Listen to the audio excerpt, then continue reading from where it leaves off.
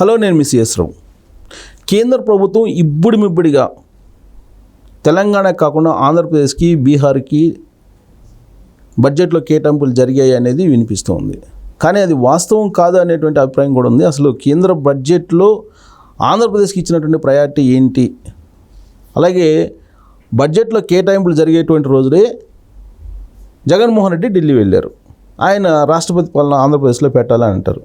అసలు ఏంటి ఈ మొత్తం ఎపిసోడ్లో ఏం జరిగింది, దాని వెనక ఉన్నటువంటి రాజకీయం ఏందనే దాని మీద ఇంటరాక్ట్ అయ్యే ప్రయత్నం చేద్దాం. ప్రస్తుతం మనతోటి సువేర గారు, సుంకర వెంకటేశ్వర గారు ఉన్నారు. ఆయనతో ఇంటరాక్ట్ అవుతాం. సార్ నమస్తే. నమస్కారం సార్. నమస్తే సార్. రాజకీయాల్లో మనకి ఫ్రంట్ ఎండ్ ఒకటి కనిపిస్తూ ఉంటుంది, బట్ బ్యాక్ ఎండ్ అయితే ఇంకోటి ఉంటుంది. అక్కడేమో బడ్జెట్, ఇక్కడేమో అసెంబ్లీ సమావేశాలు ఆంధ్రప్రదేశ్లో. ఇలాంటి సమయంలో జగన్మోహన్ రెడ్డి ఢిల్లీ వెళ్ళి రాష్ట్రపతి పాలన పెట్టాలి ఆంధ్రప్రదేశ్లో అని అంటాడు. దిగజారుడు క్యారెక్టర్ అండి. అతను మాట్లాడేదానికి అసలు ఇవాళ మాట్లాడటం కూడా శోచనీయం. అతను ఏంటంటే నేను బ్రతుకున్నానని చెప్పుకోవడం కోసం, రాజకీయంగా మనుగడ కోసం పోకలాడే దిగజారుడు పని తప్పించి ఇంకోటి కాదండి. అసాంఘికమైన పనులు తప్పించి ముడ్డి కింద 36 పెట్టుకుని నిస్సిగ్గుగా అన్నీ ఇడిచేసి నిర్లజ్జగా ఢిల్లీ వీధులు ఏమని మాట్లాడతాడండి? 5 ఏళ్ల పాటు ముఖ్యమంత్రిగా ఉండి పరదాలు కట్టుకుని చెట్లు కొట్టేసి ముఖ్యమంత్రిగా గడప దాటితే బయటకు రాకుండా, ముఖ్యమంత్రి ఇంట్లోంచి బయటకు రాకుండా అసహాయంగా ప్రజలను వదిలేసేసి పరిపాలన అనేదాన్ని వదిలేసి రాక్షస పాలన చేసి ప్రజలందరినీ నిర్దాక్షిణ్యంగా చంపటం, రేపులు చేయటం, గంజాయి రాష్ట్రంగా మార్చేసినాడు.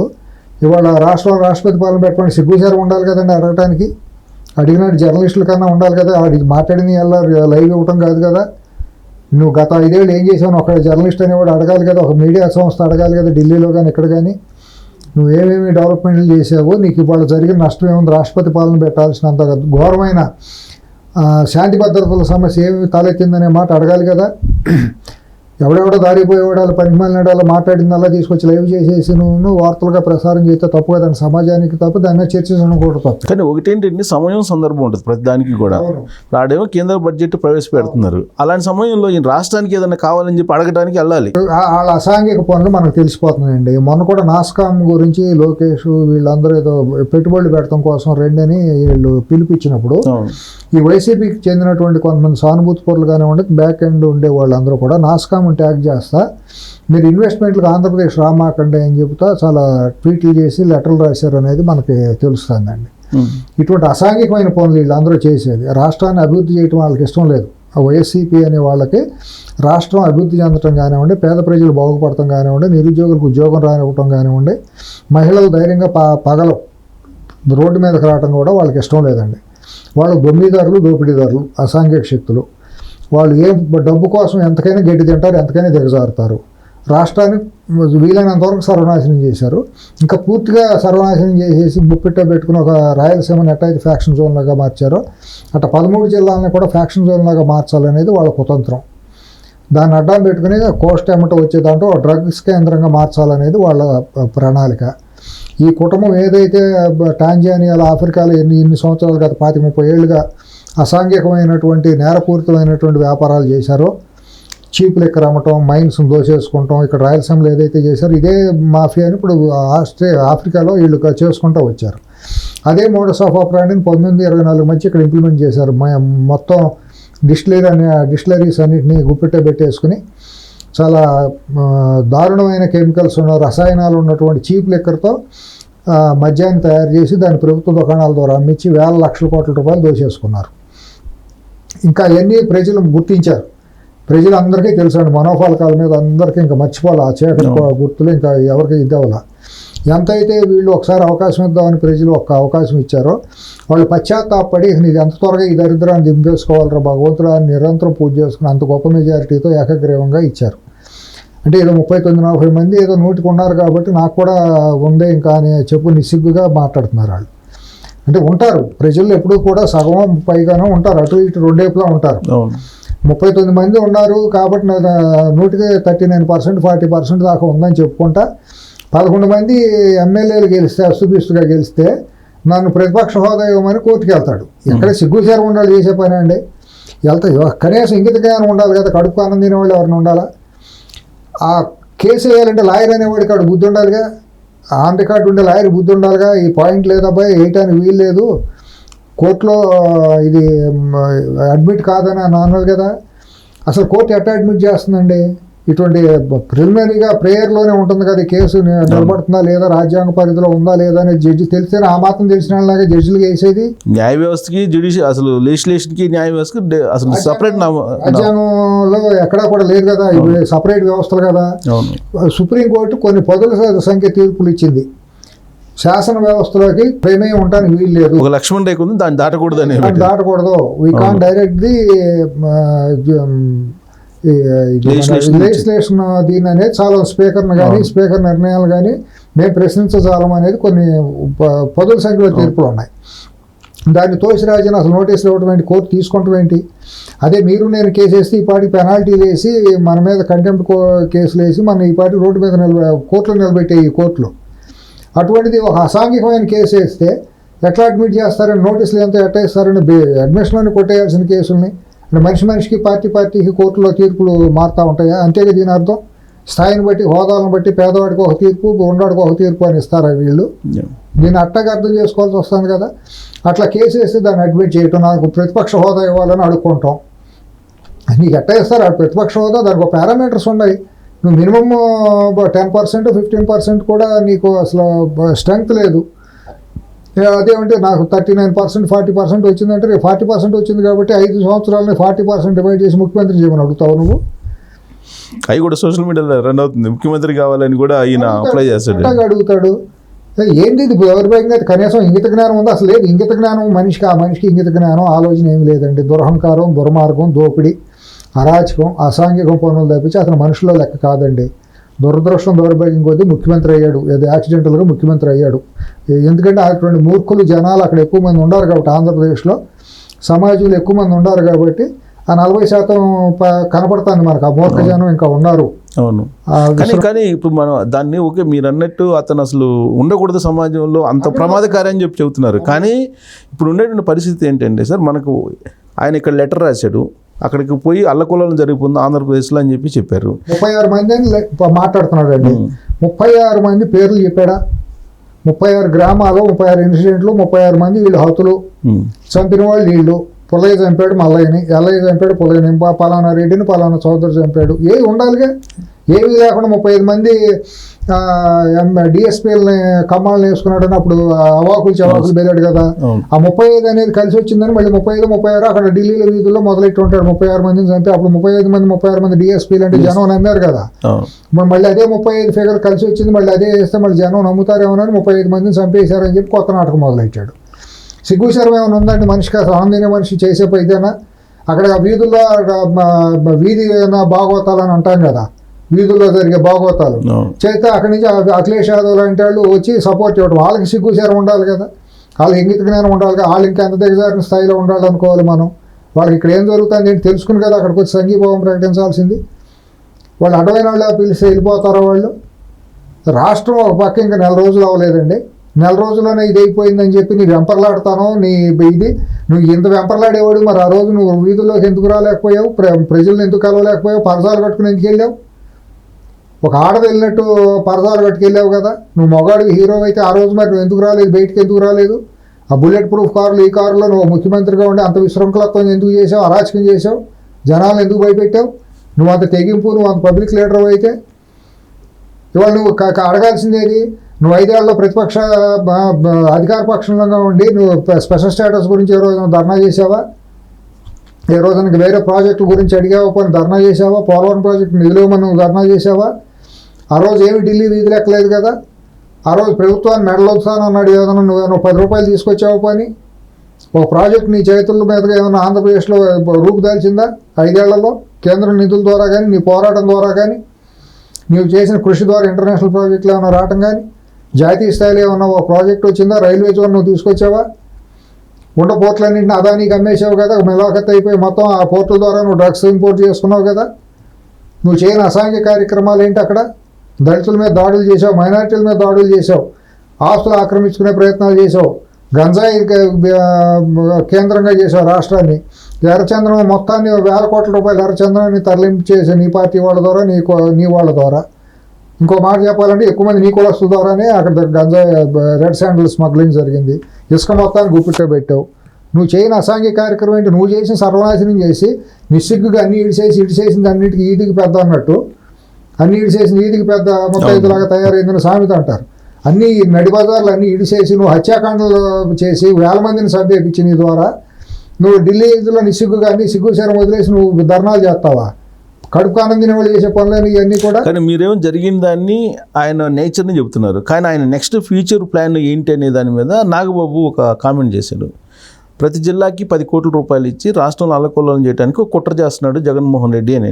ఎందుకంటే తునిఘాటంలో అయ్యేది కదండి ఆ రోజు. లక్కీగా మన రాష్ట్రం అదృష్టం బాగుండే ఇదేంది కానీ తునిఘాటనకి అతనే కదా రాజ్యుడు. తునిఘాటన వెనక రూపశిల్పి ఎవరు? తునిఘాటన మరి ఇదే ముద్రపడిపోతున్నాం, ఇదే వైఎస్ జగన్మోహన్ రెడ్డి. ఆ రోజు లక్కీగా అది త్రుట్లో తప్పిపోయింది, చిన్న ప్రమాదంగా ఆగిపోయింది. రత్నాచల్ ఎక్స్ప్రెస్ తగలబట్టంతో ఆగిపోయింది. లేకపోతే అక్కడ ఫైరింగ్ ఓపెన్ అయితే పోలీసులు ఆ రోజు కనుక లా అండ్ ఆర్డర్ బ్రేక్ ఇదైంది కాబట్టి ఫైరింగ్ ఓపెన్ అయితే ఆ మొత్తం రాష్ట్రం మొత్తాన్ని దహనం చేయాలని చూశారు. ఆ ఘటన అడ్డం పెట్టుకుని శవరాజకీయాలు చేయాలని చూశాడు. అక్కడ ఏమన్నా పొరపాటున ఫైరింగ్ 2-3 చనిపోతే ఆ మొత్తం ఆ శవాలను రాష్ట్రం అంతా తిప్పి అల్లకల్లోలం చేసేవాడు. ఇటు దుర్మార్గుడు అండి ఇతను మనిషి పుట్టంగా మనుషుల మధ్య ఒక మనిషిగా దురదృష్టశాతం మన మధ్య మనిషిగా ఉన్నాడు మనిషి రూపంలో. లేకపోతే మన కోడికత్తి దగ్గర నుంచి తీసుకుంటే అతను మొత్తం పోకడంతా కూడా అసాంఘికమైన పోకడే. అతను ఏమాత్రం మానవీయ కోణం లేదు.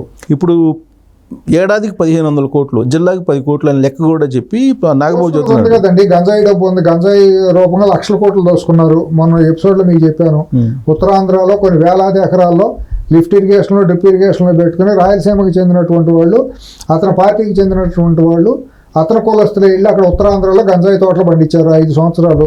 అక్కడ వచ్చిన లక్షలాది టన్నుల్ని విదేశాలకు తరలిచ్చారు. అక్కడ 300-400 దాన్ని 25-30 రూపాయలు పైగా కేజీకి ఇతర దేశాలకు అమ్మారు. అక్కడ గంజాయి నుంచి ఆయిల్ ఎక్స్ట్రాక్షన్ చేసి యూనిట్లు పెట్టి ఆయిల్ని కూడా ఇతర దేశాలకు అమ్మారు. వాళ్ళు చేయని అసాంఘిక కార్యకలాపాలు లేవు. రాష్ట్రం నుండి ఇసుక మొత్తాన్ని తమిళనాడుకి తెలంగాణ లాంటి రాష్ట్రాలకు తరలించారు. వీలైతే కేరళ వరకు కూడా వెళ్ళి నిరాఘాటంగా కొన్ని వేల కోట్ల రూపాయల ఇసుక ద్వారా ఆ కుటుంబం దోచేసింది. తాడేపల్లి ప్యాలెస్కి వెళ్ళింది, కప్పం కట్టినట్టు కాదు, మొత్తం దోపిడీయే. అసలు సారాతో కొన్ని లక్షలాది మంది పేద ప్రాణాలు తీసేశారు. రసాయనాలతో, కల్తీ రసాయనాలతో మద్యాన్ని తాగిచ్చేసి వాళ్ళు చేయని అసాంఘిక కార్యకలాపాలు ఏముండే? వేలాది కోట్ల రూపాయలు, లక్షలాది కోట్ల డబ్బు ఉంది. ఆ డబ్బు దోచిందంతా రేపు ఇటువంటి అసాంఘిక కార్యకలాపాలకి ఉపయోగించడం చేస్తారు. ఈ సోషల్ మీడియాలో కుతంత్ర ఈ శక్తులను ప్రవేశపెడతారు, వికృత శక్తుల్ని, లంపెన్ గ్యాంగులు అందరినీ సోషల్ మీడియాలో పెడతారు. ఇవాళ సోషల్ మీడియా అనేది ఒక పెద్ద థ్రెట్ తెలుగుదేశం పార్టీ అక్కడ కూటమి ప్రభుత్వానికి. వాళ్ళు అక్కడ దాని మీద ప్రధానమైన దృష్టి పెట్టాల్సిందే.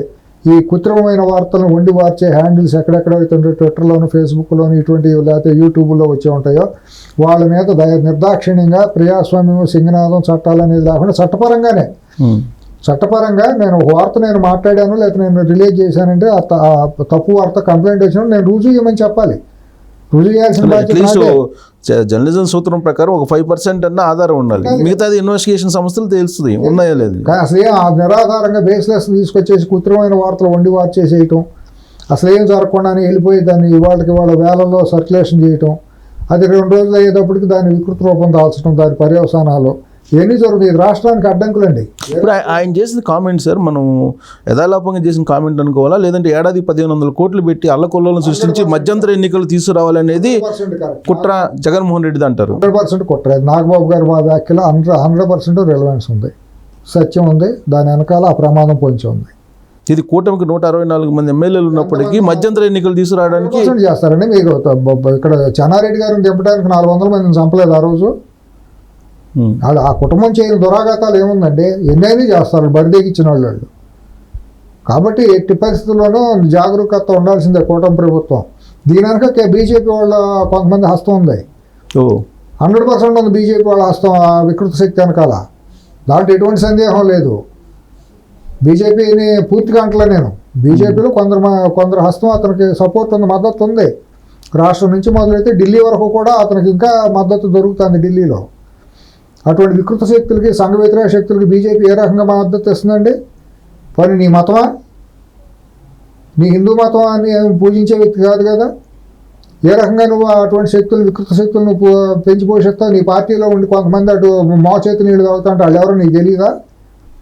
అటువంటి వ్యక్తులకి నువ్వు పదవులు ఎట్టేస్తున్నారు మీరు. కాబట్టి ఈ వికృత శక్తి, సంఘ వ్యతిరేక శక్తి ఇతను అంటే ఇది దీంట్లో వాళ్ళు కూడా భాగస్వామ్యం అవుతారు, ఢిల్లీ వాళ్ళు కూడా. సో ఇప్పుడు ఈ కామెంట్లు చూస్తుంటే కనుక ఒకవేళ అల్లకొల్లలో ఇట్లాంటివి జరిగితే కనుక ఒకప్పుడు మీకు గుర్తుందో లేదో శివాజీ హీరో ఆపరేషన్ గరుడ అని ఒకటి ఆయన చెప్పారు. దానికి ఏదో రిలేటెడ్గా ఇవన్నీ కనిపిస్తున్నట్టు మీకు లేదండి. వాళ్ళు ఎంతకైనా బరిదెగిచ్చిన వాళ్ళండి. ఒకసారి పదవి రుచి మారిగిన ఉండారండి.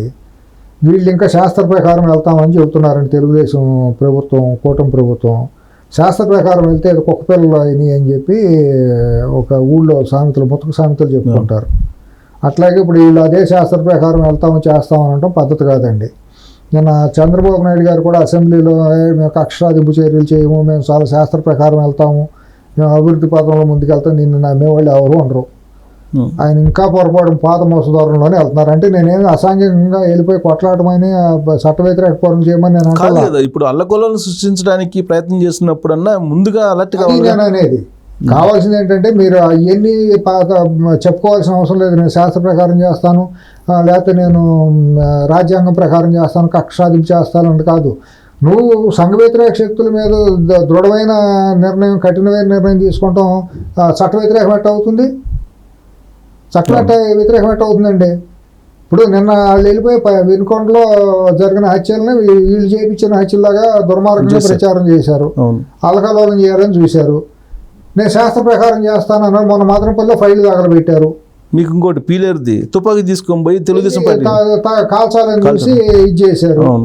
ఇంకా నువ్వు ఏం తీసుకున్నావు? మదనపల్లి దాని మీద నువ్వు తీసుకున్న స్టెప్లు ఏంటి? ప్రభుత్వంగా మీరు ఎందుకు మాట్లాడలేదు ఇంతవరకు? అసెంబ్లీలో ఎందుకు మాట్లాడవు? బయటకు వచ్చి మీరు తీసుకున్న స్టెప్ ఏంటి? హోమ్ మినిస్టర్ తీసుకున్న స్టెప్ ఏంటి? డీజీ అక్కడికి వెళ్ళిన తర్వాత ఇవాళ జరుగుతున్నది ఏం జరుగుతుందో చెప్పాల్సిన అవసరం లేదా? దాని వెనక దోషులు ఎవరు ఉండవు ప్రజలకు తెలియద్దా? అది ఎందుకు ఈ గూడు పుటాని లాలూచి అని ప్రజలు అనుమానం రాదా? అక్కడ ఎవరు ముద్దాయిలు ఎవరు? అసలు కుట్రదారులు ఎవరు? ఆ ఫైల్ దహనం వెనక దానికి నేను డిస్క్వాలిఫై అవ్వడానికి హైకోర్టులో వేసిన కేసుకి సంబంధం ఉందని బయటకు వస్తున్నాయి వార్తలు. మరి ఇంత దారుణం జరుగుతుంది. ప్రభుత్వం మరి బాధ్యత ఉండట లేనట? నేను శాస్త్ర ప్రకారం చేస్తాను, నేను కక్షాదింపు చర్యలు చేయను అని అంటే చాలకాంతనం అవుతుంది. ఇప్పుడు అక్కడికి ప్రత్యేక హెలికాప్టర్లో డీజీపీ నన్ను తర్వాత చీఫ్ సెక్రటరీ, స్పెషల్ సెక్రటరీని పంపించినట్టున్నారు. ఒక కానిస్టేబుల్ సస్పెండ్ చేశారు, ఒక ఎస్ఐనేమో విఆర్లకు పంపించారు. అది డీజీ గారు చెప్పారు కదా, ఇది యాక్సిడెంట్ కాదు, ఇది కుట్ర ఉందని చెప్పారు కదా. కుట్ర ఉందని చెప్పిన పోలీసులను సస్పెండ్ చేయటం ఏంటి? కుట్రదారులు ఎవరో తెలియాలి కదా. అవును, పోలీసు ఎస్ఐను కానిస్టేబుల్ కాదు కదా, వాళ్ళకి వచ్చే లాభం ఏం లేదు కదా. ఆఫీస్ తగలబెడతాం వలన, ఫైల్ తగలబెడతాం వలన ఒకవేళ వాళ్ళు తగలబెట్టారంటే వాళ్ళ వెనక ఎవరు కాన్స్పిరేటర్లు ఉండాలి కదా. అసలు ఈ కుట్రకోణం అనేది బయటికి తీసుకురాకుండా నేను ఇదే రకంగా నేను శాంతి వచ్చిన వాళ్ళు మాట్లాడతాను, 5 అసెంబ్లీలో కూర్చొని పవర్ పాయింట్ ప్రజెంటేషన్ వేసేసి దేశంలో మహాత్మా గాంధీ, నెల్సన్ మండేలా తర్వాత నా ఫోటో పెట్టుకునేటట్టు నేను మాట్లాడతానంటే కుదరదండి. ఆయన చంద్రబాబు గారి మూలాన రాష్ట్రానికి నష్టం జరుగుతుంది. అప్పుడు అభివృద్ధి అని అనుకుంటున్నారు, కానీ అభివృద్ధితో పాటు ఈ సంఘ విద్రోహ శక్తులు కనుక రెచ్చిపోతే, ఆ శాంతి భద్రతలకు విఘాతం కలిగితే, అయ్యవారం చేయకపోతే కోత అవుతుంది. ఇప్పుడు ఈ కనిపిస్తున్నటువంటి సింటమ్స్, మనకి 50 రోజుల నుంచి కనిపిస్తున్న సింటమ్స్ ఏవైతే ఉన్నాయో ఇవన్నీ కూడా రాబోయే దానికి అల్లకొల్లడానికి ఇవన్నీ పునాదులు వేసుకుంటున్నారు. ఇప్పుడు ఈయనసారి 15,000 కోట్లు, దాని మీద రకరకాల సంశయాత్మకమైనటువంటి అనుమానాలు ఉన్నాయండి. అది లోన్గానే వాళ్ళు చెప్పారండి. కేంద్రం బీజేపీ వాళ్ళు కాదు గ్రాంట్ అని చెప్పి తప్పు మాటలు చెబుతున్నారండి. బీజేపీ ఎంపీలు మాట్లాడిందంటే అవాస్తవం అండి. చదువుకున్న కనీస ఇంగిత జ్ఞానం చదివి ఉన్నటువంటి వ్యక్తిగా నేను చెబుతున్నానండి. నేను చూశాను దాంట్లో టెర్మినాలజీ ఎట్టా ఉందనేది. సరే, అప్పు అయినా గ్రాంట్ అయినా ఏదో ఒక రకంగా ట్రాక్ ఎక్కుతుంది. అమరావతి అనేది పరుగులు పెడుతుంది, నిర్మాణం పరుగులు పెడుతుంది. సరే, అయింది ఏదో అయిపోయింది. 15,000 కోట్లు అప్పుగా తీసుకున్నా సరే వాళ్ళు ఇచ్చిన రూపాయి కూడా విలువ కలదే. దాన్ని త్వరగా కనుక త్వరితగతిన కనుక అక్కడ ప్రభుత్వ రంగ సంస్థలు అన్నీ వచ్చి వాటి కార్యకలాపాలు మొదలెట్టి నిర్మాణాలు పూర్తయి అమరావతి రూపం జరిగితే అప్పు తర్వాత తీసుకుంటాం. అప్పు చొప్పు సామాను ఏదో అయింది అయిపోయింది అనుకుంటాం. అలాగే పోలవరానికి ఆర్ఆర్ ప్యాకేజీ కూడా త్వరగా వచ్చేసి అదంతా కనుక ఇదే అయిపోతే రీహాబిలిటేషన్ జరిగిపోయి కనుక అక్కడ ఇది జరిగితే అది ఒక పెద్ద మేజర్ ఇది అయిపోతుంది. ఇవన్నీ అయిపోతే ఇండస్ట్రీస్ వస్తాయి. ఎప్పుడు వస్తాయి? ఈ అరాచక శక్తులకు స్థానం లేదు, వీళ్ళని గట్టిగా తొక్కిన అరలాగుతున్నాం అని అన్నప్పుడు మాత్రమే నీ రాష్ట్రంలో పెట్టుబడులు వస్తాయి. ఒకవైపు ట్రాక్ పడుతున్నటువంటి సమయంలో ఈయన అల్లకొలను సృష్టించడానికి ప్రయత్నిస్తున్నాడు కదా. అంటే నేను ఢిల్లీ వెళ్ళినప్పుడే ఇది జరిగింది కదా. నేను ఢిల్లీ వెళ్ళటం అక్కడ అరాచకంలో భాగమే కదా.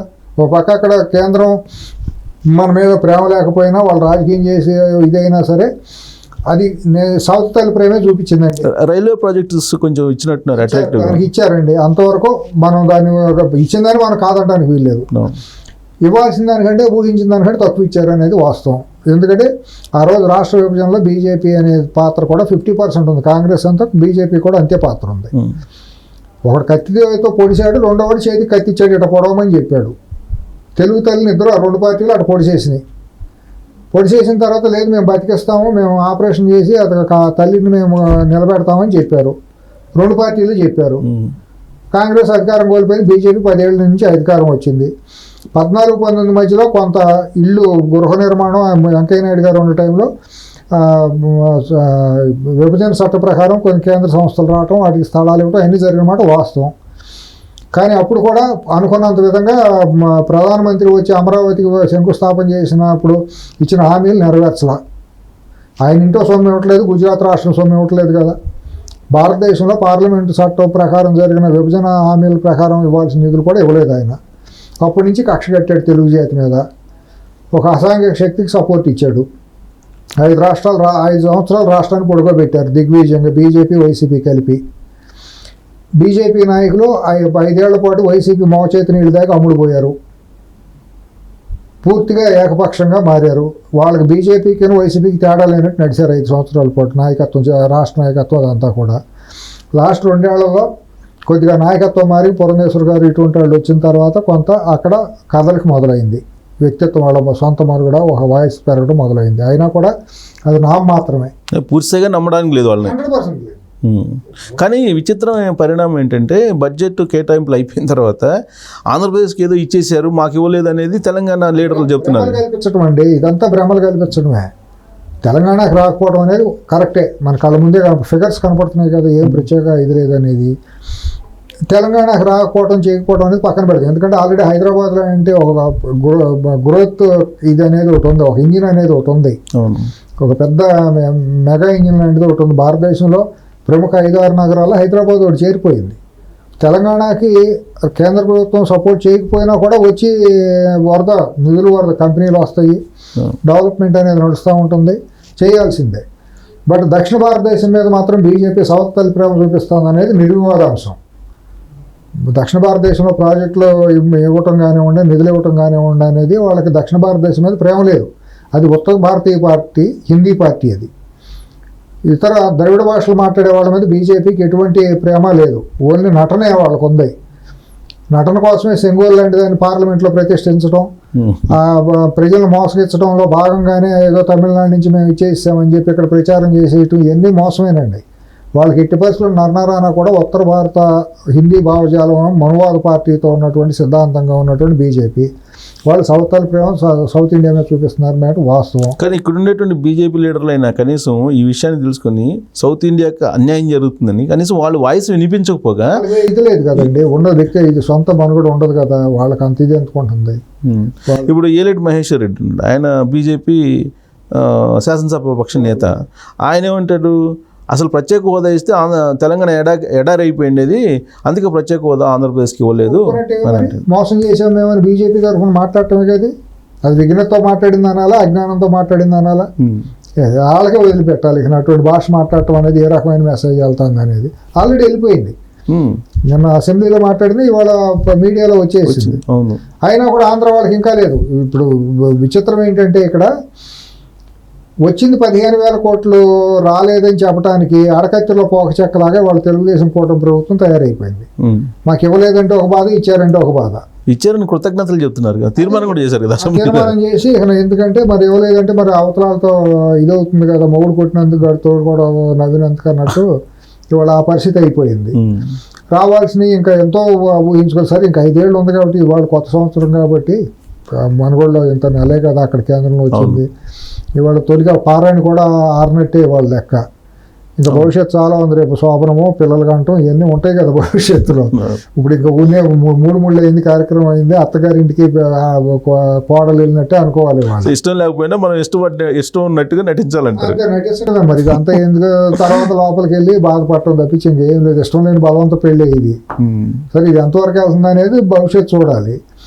సరే కొంతవరకు ఏంటంటేనంటే 15,000 కోట్లు ఆ ఇచ్చిన హామీలు కనుక నిజంగా జరిగితే అమరావతి కనుక ఒక రూపం వచ్చేస్తే రాజధాని లేదు అనే ఒక లోటు తీరిపోతుంది ఆంధ్రప్రదేశ్కి. రైల్వే లైన్ కూడా కనెక్టివిటీ వచ్చేసింది అనుకోండి. ఈ సంవత్సరం క్యారిడార్ కూడా ఒకటి ఇచ్చారులేండి, చెన్నై వైజాగ్ క్యారిడార్ ఒకటి ఇచ్చారు. నెక్స్ట్ ఇయర్ ఇంకోటి అట్లా ఫేజ్ వైజ్ ఇస్తారు. ఓవర్ నైట్ ఏ ప్రభుత్వం కూడా ఇవ్వలేదు. మనం అంటూ దాన్ని విమర్శించడం కూడా సభ్యత కాదు. నాకు కూడా అంటే ఇక ప్రతిదీ కూడా పొలిటికల్ రిలేటెడ్ ఇష్యూ కింద కన్వర్ట్ చేస్తున్నారు. ఇప్పుడు బీహార్కి ఏదో ఇచ్చేశారు అద్భుతంగా, ఇక్కడ ఆంధ్రప్రదేశ్కి తక్కువ ఇచ్చారు అనేది ఒకటి ప్రచారం జరిగింది. ఇప్పుడు ఏదైనా అంకెలు మాట్లాడతాయి సిఎస్ గారు, మనం ఎన్ని మాట్లాడినా కూడా figures will speak the truth. ఆ ఫిగర్స్ అంతా కూడా రేపు బడ్జెట్ మొత్తం వచ్చిన తర్వాత అంత విశ్లేషించుకుని ఆర్థిక శాస్త్రవేత్తలు విశ్లేషకులు ఉంటారు కదండి, వాళ్ళు రేపు పొద్దున్న రావడానికి 1 వీక్ పడుతుంది. తెల్లారిపాటికి ఏమైనా బండిలు అంతా చదవటానికి కాదు. ఎకనమిస్టులు రేపు పొద్దున్న చెబుతారు ఏమేంటి అనేది. ఇంత 2 డేస్లోనే మనం ఇంకా తొందరపడి మాట్లాడటం, నా వ్యక్తిగతంగా అయితే నేను మాట్లాడితే అజ్ఞానంతో మాట్లాడినట్టు అవుతుంది. నేను కూడా మొత్తం మీద ఎంతకంత అయితే బడ్జెట్లో కొంచెం అట్రాక్టివ్గా కనిపించింది ఆంధ్రప్రదేశ్ కోణం నుంచి చూస్తే. ఆంధ్రప్రదేశ్ కొంతవరకు పర్వాలేదు, బ్రీతింగ్ ఇచ్చారు, కొంతవరకు పర్వాలేదని అనిపిస్తుంది. ఇగ్నోర్ చేయలేదు. 5 ఏళ్ళ పాటు అసలు ఏం పట్టి అడిగినాడే లేడుగా. 1924 మధ్య ఒక రాష్ట్రం ఉంది, మాకు ఇది కావాలని అడిగినాడు లేడుగా. ఎంతసేపు అప్పులు తీసుకురావడం, దాంట్లో సగం పేదవాళ్ళకి పంచానడం, సగం వీళ్ళు నొక్కేయటం. ఇప్పుడు మీరు రేపు పొద్దున తెలుగుదేశం కూటమి ప్రభుత్వం చూడాల్సింది దొంగ పథకాలు దొంగ అకౌంట్లు ఎన్ని ఉన్నాయో తేల్చాలి. వికలాంగుల పేరుతో కొన్ని లక్షల అకౌంట్లు ఉన్నాయి, ఎవరు దిగున్నారు? రైతులకి ముసలాళ్ళకి ఇచ్చిన పెన్షన్ల పేరుతో కొన్ని లక్షల అకౌంట్లు ఉన్నాయి, వితంతుల పేరుతో ఇచ్చింది కొన్ని లక్షల అకౌంట్లు ఉన్నాయి. ఇవన్నీ ఎవరు తిన్నారు? బెనిఫిషరీస్ ఎవరో, సైఫినింగ్ ఎక్కడైందని తేల్చాలి. ఇప్పుడు అది దుర్వినియోగం కదా. లక్షల కోట్ల రూపాయలు అప్పు తీసుకొచ్చి కేంద్రం నుంచి వాళ్ళు బుద్ధి లేకుండా ఇచ్చారు. కేంద్రం వాళ్ళు కూడా అడగగానే అప్పులు ఎట్ట ఇస్తారండి? ఈ డబ్బుకి ఎక్కడ చేసావు, నీకు ఏం ఖర్చు పెట్టావు అని అడగాలి కదండి. ఇప్పుడు చెప్తున్నారు కేంద్రం కూడా మాకు అకౌంటబిలిటీ లేదు, ఇంకా మాకు అప్పచెప్పలేదు రాష్ట్ర ప్రభుత్వం. మామూలుగా గ్రామీణ స్థాయిలో రైతులు మాట్లాడుకుంటారు కదండి, వాళ్ళ స్థాయిలో నేను నిజంగా మాట్లాడితే, ఎందుకంటే ప్రజలు ఎక్కువ మంది ఏం బీహార్ అని అంటారు వాళ్ళు. మనం మాట్లాడకూడదు కానీ స్టూడియోలో టీవీలో కూర్చుని అది ఈ మాట కానీ గ్రామాల్లోకి పట్టణాల్లోకి వెళ్ళి అంటున్నారంటే 5 ఏళ్ళు ఏం బీహార్ అంట చూస్తా అంటారు. ఇంకొక భాషలో చెప్పాలంటే కేసీఆర్ గారి భాషలో గాడిద పూలు అంటారు, లేదా అంతకంటే ఇంకొక గట్టి భాష అంటే ఏం బీహార్ అంటే అది వాళ్ళకే సిగ్గుచేటు. సో ఇప్పుడు నిర్మలా సీతారామన్ ఆవిడ కూడా మాకు ఇంకా పూర్తి వాళ్ళు ఎక్కడెక్కడ ఎంత ఖర్చు పెట్టారు అనేది ఇంకా రాలేదని అంటారు. ఫైనాన్స్ మినిస్టర్ ఏం చేసాం, మా దత్తుడు మా మోడీ గారికి దత్తపుత్రుడు అని చెప్పి ఆవిడే కదా హిందూపురంలో ప్రకటించింది. జగన్ మా మోడీ గారికి దత్తపుత్రుడు అని చెప్పి ఆవిడే కదా, ఆవిడ నోటితోనే కదా అన్నారు ఆవిడ. మరి ఆవిడ ఫైనాన్స్ మినిస్టర్గా ఉన్నప్పుడు అంత ఔదార్యం ఎందుకు? లెక్కలు చెప్పిన వాళ్ళకి బలాదూరుగా ఖర్చు పెట్టేవాడికి ఇంకా డబ్బులు ఎందుకు ఇచ్చారు మీరు? అసలు పాత లెక్కలు చెప్పకపోతే, మేము ఇచ్చిన పాత డబ్బుకి లెక్కలు చెప్పకపోతే కొత్తది ఇవ్వము అంటే వాళ్ళు చెప్పేవాళ్ళేగా. అంత ఉదాహరణగా అంటే సర్వనాశనం చేయటం, జాతిని సర్వనాశనం చేయటంలో బీజేపీ ప్రధాన పాత్ర పోషించింది. ఒక రాష్ట్రం సర్వనాశనం అవటానికి ఒక అసమర్థుడు ఒక ముఖ్యమంత్రిగా పెట్టి, ఒక అసమర్థుడిని అసాంఘిక శక్తిని ముఖ్యమంత్రిగా పెంచి పోషించి వాడు అడిగిన దానివల్ల నువ్వు ఇచ్చుకుంటా వచ్చేసేస్తే జాతి నాశనం అయినట్టేగా. కానీ ఇంకా అది కంటిన్యూ చేస్తున్నట్టు అనిపించట్లేదు మీకు? ఎందుకంటే జంతర్ మంతర్లో ధర్నా చేస్తానికి పర్మిషన్ ఆయనకి ఇచ్చారు. అవును, తర్వాత వీళ్ళు దళితులు వెళ్ళి మదన్ మోహన్ వాళ్ళు వెళ్తే మీకు లేదని చెప్పారు. అసలు ఏ బేసిస్ మీద మీరు ఢిల్లీలో పర్మిషన్ ఇచ్చారు? కేంద్ర ఆధీనంలో ఉంది కదా, ఢిల్లీ అనేది కేంద్ర ఆధీనం కదా, మీకు తెలియకుండా పర్మిషన్ రాదు కదా. అతను గెలిచింది 4 సీట్లు, అసెంబ్లీకి రాలా, రాష్ట్రంలో లేడు, 4 రోజుల నుంచి రాష్ట్రంలో లేడు. ఆయన చెప్పింది నిజం అంటే నీకు సెంట్రల్ ఇంటెలిజెన్స్ ఉంది, ఇక్కడ చచ్చిపోయిన వాళ్ళు ఎవరు, చంపిన వాళ్ళు ఎవరు, సంపడ్డారు ఎవరు అంతా నీకు తెలుసు. ఒకవేళ రాష్ట్ర ఇంటెలిజెన్స్ నిన్ను మోసం చేసింది అని అంటే నీ పార్టీ ఉంది, నీ ఎంపీలు ఉన్నారు, 4 గెలిచిన ఎంపీలు ఉన్నారు, వాళ్ళు చెబుతారు ఏం జరుగుతుంది ఏంటనేది. సొంత చెల్లెలు చెప్పింది. ఇప్పుడు వినుకొండలో జరిగిన సంఘటనల్ని సొంత చెల్లె ఖండించింది కదా. ఇది జరిగిన అక్రమం విటింగ్ పార్టీలో వైసీపీ వాళ్ళే చంపుకున్నారని చెప్పారు కదా. ఇంకా నిస్సిగ్గుగా దాని మీద బజార్కి మాట్లాడే ప్రయత్నం చేశారు కదా. ఒక పక్క ఈవీఎంలు పగలగొట్టడం, ఈవీఎం టీవీ మన సీసీటీవీలో రికార్డ్ అయింది కదా, ఎలక్షన్ కమిషన్ పెట్టిన సీసీటీవీలో రికార్డ్ అయింది కదా. అది నేను మా వాడు కొడితే తప్పు ఏంటన్నాడు, అతను నేను పగలగొట్టలేదని అబద్ధం మాట్లాడాను. ఒక అసాంఘికమైన కార్యకలాపం, రాజ్యాంగ వ్యతిరేకమైన కార్యకలాపం కదా ఎన్నికల నిబంధనలు అడ్డుకుంటాం, ఎన్నికల మిషన్లు ఈవీఎంలు పగలగొట్టడం అనేది మరి రాజ్యాంగానికి విరుద్ధమే కదా, చట్ట విరుద్ధమే కాదు, రాజ్యాంగానికి కూడా విరుద్ధం. స్వతంత్ర ప్రతిపత్తి కలిగినటువంటి రాజ్యాంగ సంస్థ ఎన్నికల కమిషను, వాళ్ళు నిర్వహించే ఎన్నికలు ఈవీఎంలు పగలగొట్టాడు. ఆ అసాంఘిక కార్యక్రమాన్ని ఈ అసాంఘిక శక్తి ప్రోత్సహిస్తాడు. మా కొడితే తప్పు ఏముందంటాడు, కొట్ట ఇది రకరకాలుగా మాట్లాడు. అక్కడ ఓట్లు వేయించుకోవడానికి అవకాశం లేదు, అందుకని లేదు మా వాడికి లేక కొట్టామని చెప్పి ఇది మాట్లాడు. వీటన్నిటినీ పడితే అతని బుద్ధులన్నీ కూడా ఎప్పుడో బయటపడినాయి. అతను బజారుతనం, అతను లేఖితనం, అతని చిల్లరతనం ఇప్పుడు బయటకు వస్తుంది. అలాగే బాబాయిని చంపిందంటే అతని వ్యక్తిత్వం ఏంటో, అతని క్యారెక్టర్ ఏంటో వివేకానంద రెడ్డి గారి హత్యలో తెలిసిపోయింది. డాక్టర్ సునీత గారు, షర్మిల గారు రోడ్డు ఎక్కి ఆ రోజు మొత్తం చెప్పాల్సింది చెప్పారు. కన్న తల్లి కూడా కొడుకుని సపోర్ట్ చేయాల ఈ విషయంలో.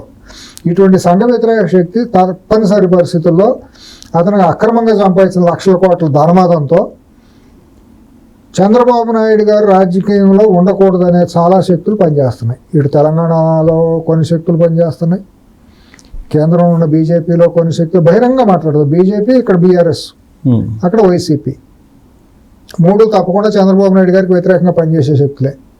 చంద్రబాబు నాయుడు గారు అనే ఒక వటవృక్షాన్ని కనుక అక్కడ మనం డిస్టేబుల్ చేసేస్తే రాజకీయంగా మాకు ఇంకా గేట్వే, సౌత్ ఇండియాలో గేట్వే మాకు ఇంకా ఓపెన్ అయిపోతుంది అనేది వాళ్ళ ప్లాన్ ఆఫ్ యాక్షన్లో భాగంగా నేను అంచనా వేస్తున్నా. బీజేపీ వాళ్ళు plan of action South India గేట్వేలో వీటిని దెబ్బ కొట్టేసుకుంటే చంద్రబాబు నాయుడు అనే ఒక వటవృక్షం మాకు అడ్డంగా ఉన్నాడు అన్ని రకాలుగా. అతను నమ్మటానికి లేదు, బీజేపీ నమ్మటానికి లేదు. ఇవాళ కూడా చంద్రబాబు నాయుడు గారు తెలుగుదేశం మీద, నితీష్ కుమార్ గారి మీద ఆధారపడినా కూడా ఆ సహజమైన బుద్ధులు ఉన్నాయి. మోడీ, అమిత్ షాలకు సహజమైన బుద్ధులు, కుట్రలో కుతంత్రాలు అనేది వాళ్ళు మనం తక్కువ అంచనా వేయడానికి వీలు లేదు. వాళ్ళు అసాంఘిక శక్తులకే సపోర్ట్ చేస్తారు, అసాంఘిక శక్తులనే వాళ్ళు కాపాడతారు. అది మనం అదానీ దగ్గర నుంచి తీసుకుంటూ వస్తే వాళ్ళ గత 10 ఏళ్లలో కూడా వాళ్ళు ఎక్కడా ప్రజాస్వామ్య శక్తుల్ని కాపాడటం, ప్రజాస్వామ్య శక్తుల్ని సపోర్ట్ చేయటం, మానవీయ కోణంతో ఉండటం ఎక్కడ లేదు. వాళ్ళు పూర్తిగా ఒక దురహంకారంతో, అజ్ఞానంతో, రాక్షసంగా వెళ్తున్నారు. అటువంటి శక్తులను వాళ్ళు కాపాడుతున్నారు. వాళ్ళు వ్యూహం ఇప్పుడు చంద్రబాబు నాయుడు లేకపోతే కనుక ఇప్పుడు ఎన్డీఏ కూటమే ఉండదు కదా. ఇప్పుడు ఎక్కడ పోతాడు? ఆయన అవసరం కోసం మాతో ఉంటాడు. ఆయన అవసరం అయింది, మా అవసరం మాది. అది దీనికి తెలుసు. పూర్తిగా నా మీద ఆధారపడలేదు, మన మూలాన నిలబడింది. పూర్తిగా నేనే మొయట్లేదు. అది ఈయనకే ఒక అండర్స్టాండ్, అవగాహన ఉంది ఈయనకి. వాళ్ళు ఏంటంటే ఎంత తొందరగా తొలగించుకోవాలా చంద్రబాబు నాయుడిని, మనంతటా మనం మళ్ళీ రావాలని ఆలోచనలు ఉన్నారు. కానీ అది కనుసూపునారులో బీజేపీకి జరగదు. బీజేపీ తన కుర్చీ కింద తన కాళ్ళు నీళ్ళు వచ్చేసింది. ఎన్ని రోజులు బీజేపీ కేంద్రంలో ఈ మోడీ ప్రభుత్వం కొనసాగుతుంది అనేది మ్యాటర్ ఆఫ్ టైం. అది కూడా ఒక చాలా బలహీనంగానే ఉంది. విత్ ఇన్ ది పార్టీలో, విత్ ఇన్ ది ఆర్ఎస్ఎస్ ఆర్గనైజేషన్లో కూడా లుకలుకలు, గందరగోళాలు, వ్యతిరేకతలు ఉన్నాయి. కాబట్టి వాళ్ళు అంత సేఫ్గా లేరు. లేకపోతే ఈ పార్టీకి మొదలెట్టారు. అయినా కూడా వాళ్ళ సహజ లక్షణం ఉంది కాబట్టి జగన్ లాంటి వికృతమైన అసాంఘిక ప్రజాస్వామ్య వ్యతిరేక శక్తులు వాళ్ళు ఇండైరెక్ట్గా ప్రోత్సహిస్తారు. కానీ ఢిల్లీ వేదికగా చేసుకుంటే శివసేన కానీ, తర్వాత ఈ అన్నాడీఎంకే, డిఎంకే, అంటే బీజేపీ వ్యతిరేక పార్టీలన్నిటి కూడా చంద్రబాబు నాయుడు నిన్న జగన్ దగ్గరికి అనిపించాయి. అంటే ఏమీ లేదండి, చంద్రబాబు నాయుడు గారు అటు బీజేపీకి సపోర్ట్ చేస్తారు, ఎన్డీఏ దీంట్లో ఉన్నాడు కాబట్టి ఈ వ్యతిరేక శక్తులన్నీ కూడా ఇప్పుడు ఈ శక్తికి సపోర్ట్ చేయటం అనే భావంతో వెళ్ళారే తప్పి చాలా హింగిత జ్ఞానం కోల్పోయారు. మనం ఎటువంటి శక్తిని మనం సపోర్ట్ చేస్తున్నాం, అతని వ్యక్తిత్వం ఏంటి, అతని నడవడిక ఏంటి, అతని బాబాయిని హత్య చేసిన దాంట్లో ఏంటి, అతని పాత్ర ఏంటి, సొంత బాబాయిని, సొంత చెల్లి రోడ్డు ఎందుకు ఎక్కింది, రాష్ట్రంలో గత 5 ఏళ్లలో జరిగిన హత్యాకాండలు ఏంటి, అక్కడ జరిగిన అరాచకం ఏంటి, వాళ్ళు కనీసం ఇంగిత జ్ఞానం ఉంటే, వెళ్ళిన ఎంపీలకు కానీ పార్టీలకు కానీ బాధ్యత ఉంటే, సామాజిక బాధ్యత ఉంటే, వాళ్ళు కూడా నిజంగా కడుపుకు అన్నం తినేవాళ్ళు అయితే, సభ్య సమాజంలో వాళ్ళు మనుషులుగా ఉండేవాళ్ళు అయితే, వాళ్ళు పార్లమెంట్లో ఉండటానికి కనీస అర్హత ఉంటే వాళ్ళు ఎవరో కూడా అక్కడ అడుగు పెట్టరు. చెప్పేది ఏంటంటే నరేంద్ర మోడీకి వ్యతిరేకంగా అయితే వాయిస్ వినిపిస్తున్నారు కాబట్టి ఎన్డీఏకి అందుకని వస్తూనే ఉంటారు. ఏం మాట్లాడాడు నరేంద్ర మోడీకి వ్యతిరేకంగా? ఏం మాట్లాడాడు ఈ జగన్ అనేవాడు? ఎప్పుడు మాట్లాడాడు? ఏం యుద్ధం చేశాడు? ఏం సాధించాడు రాష్ట్రానికి, ఏం నిలదీశాడు మోడీని, మోడీ యొక్క మతత్వ భావాలను ఏమైనా వ్యతిరేకించాడా, మోడీ చేస్తున్న అప్రజాస్వామిక భావాలను ఏమైనా వ్యతిరేకించాడు 5 ఏళ్లలో? దేహి అని ఎప్పుడు వెళ్ళినా కేసులు రాకుండా ఆపమని అడుక్కోవడమే తప్పించి హీరోగా ధీరోదాత్తంగా ఏమైనా తన కేసులను తాను ఏమైనా ఎదుర్కొన్నాడా? సిబిఐ ఈడీ కేసులు ఉన్నాయిగా, ఇప్పుడు వెళ్ళిన వాళ్ళకి ఏదో ఒకరికి తెలియదా? అక్కడ 3 కింద 30 కేసులు ఉన్నాయి. అసాంఘిక శక్తి దోసుకున్నాడు. భారతదేశ చరిత్రలో ఇంతవరకు ప్రపంచ చరిత్రలోనే నోటెడ్ కదా అది. అధికార దుర్వినియోగం ఇంత దోసుకోవచ్చు అనేది తొలి ఒక బుక్ లాగా తయారైంది కదా 2005-2009 మధ్య జరిగిన పరిపాలన. మరి వెళ్ళిన ఎదవలకు బుద్ధి ఉండాలి, సపోర్ట్ నైతికంగా మద్దతు తెలుపుకునే ఎదవలు అంటాను నేను. వాళ్ళు బుద్ధి ఉండాలి వాళ్ళకి. అంటే వాళ్ళు ఏంటంటే పెద్ద విలన్గా మోడీ కనపడుతున్నాడు కాబట్టి మోడీకి ఏదో వ్యతిరేకంగా ఉన్నారని వాళ్ళ భావన. మీరు పరమ ఎదవలకు సపోర్ట్ చేస్తే మీ క్రెడిబిలిటీ పోవట్లేదా? రేపు మీరు ఎక్కడికి వెళ్తున్నారు? మీరు అధపాతాళానికి వెళ్తున్నట్టు ఆ పార్టీలు. కనీసం సిగ్గుచారం ఉండాలి వాళ్ళకి. ఆ పార్టీ బలం ఎంత? ఇక్కడ చీకొట్టబడింది 11 సీట్లతో. కానీ విచిత్రం ఇంకోటి ఏంటంటే వాళ్ళకి తెలియంది వంశాల వారీగా ఎన్డీఏకి మద్దతు ఇస్తానని చెప్పాడు ఇటీవల జగన్మోహన్ రెడ్డి చెప్పాడు.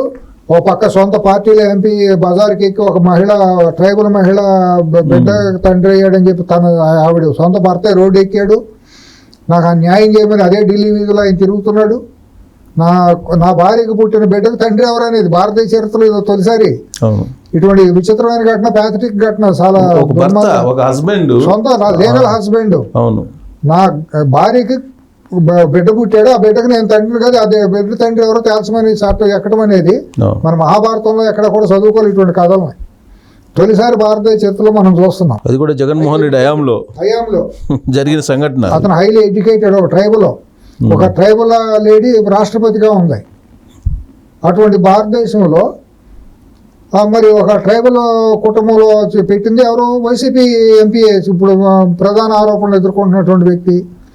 ముఖ్యమంత్రి అప్పుడు పవర్లో ఉన్న ముఖ్యమంత్రికి తెలియకుండా జరిగిందా? మరి విశాఖపట్నంలో జరిగిన దేవాదాయ శాఖ హిందూ దేవాలయాలకు సంబంధించిన ఆస్తులు కోరగొట్టుకున్నారు వీళ్ళందరూ.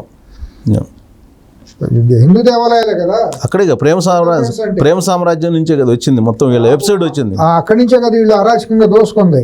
మరి ఇటువంటి దాన్ని దోసుకున్నాక వాళ్ళు సమర్థించుకుంటూ వచ్చారు బీజేపీ కూడా. ఇవాళ ఇంత దుర్మార్గం చేస్తా అంటే ఢిల్లీ వీధుల్లో మరి వాళ్ళకి ఎట్టా జంతర్ మంత్ర దగ్గర ఏ రకంగా పర్మిషన్ ఇస్తారు? అంత మొహమాటం ఏమండి బీజేపీకి?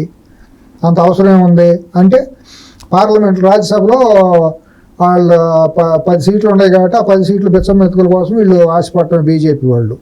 అంత దిగజారాల బీజేపీ దేశం కోసం, ధర్మం కోసం. ఒక అసాంఘిక శక్తిని ఏ రాముడు చెప్పాడు? రాముడు గారు రామరాజ్యంలో ఇటువంటి అసాంఘిక శక్తులను, రాక్షసులను పెంచి పోషిస్తామని ఏమన్నా రాముడు చెప్పాడా? వాల్మీకి రాశాడా? విశ్వామిత్రుడు చెప్పాడా? మనుధర్మంలో ఎక్కడ రాసి ఉంది అసాంఘిక శక్తులను ఎత్తిన పెట్టుకోమని? వీళ్ళు ఏ ధర్మం ప్రకారం మాట్లాడుతున్నారు? ఇది చేసే అధర్మం ఏంటి? ఇది బీజేపీ. అది అసాంఘిక శక్తుల్ని సత్వరమైన చట్ట ప్రకారం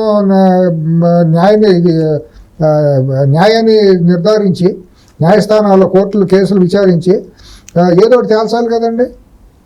మీరు చెప్పేదేమో శ్రీరంగ నీతులు, ఏదో దూరేదేదో అంటారే, అట్లాగే మీరు చెప్పేదేమో దేశం కోసం, ధర్మం కోసం అని రాముడు ఫోటో పెట్టుకుంటాం, మేము ప్రపంచానికి తలమానికంగా ఆదర్శంగా ఉంటామని చెప్పటం, ఇక్కడికి వచ్చే అవినీతి పార్టీలతోనో అవినీతి కుటుంబాలతోనో అంటగాగటం, ఇదంతా బీజేపీ చేస్తున్నటువంటి దుర్మార్గం కాదండి.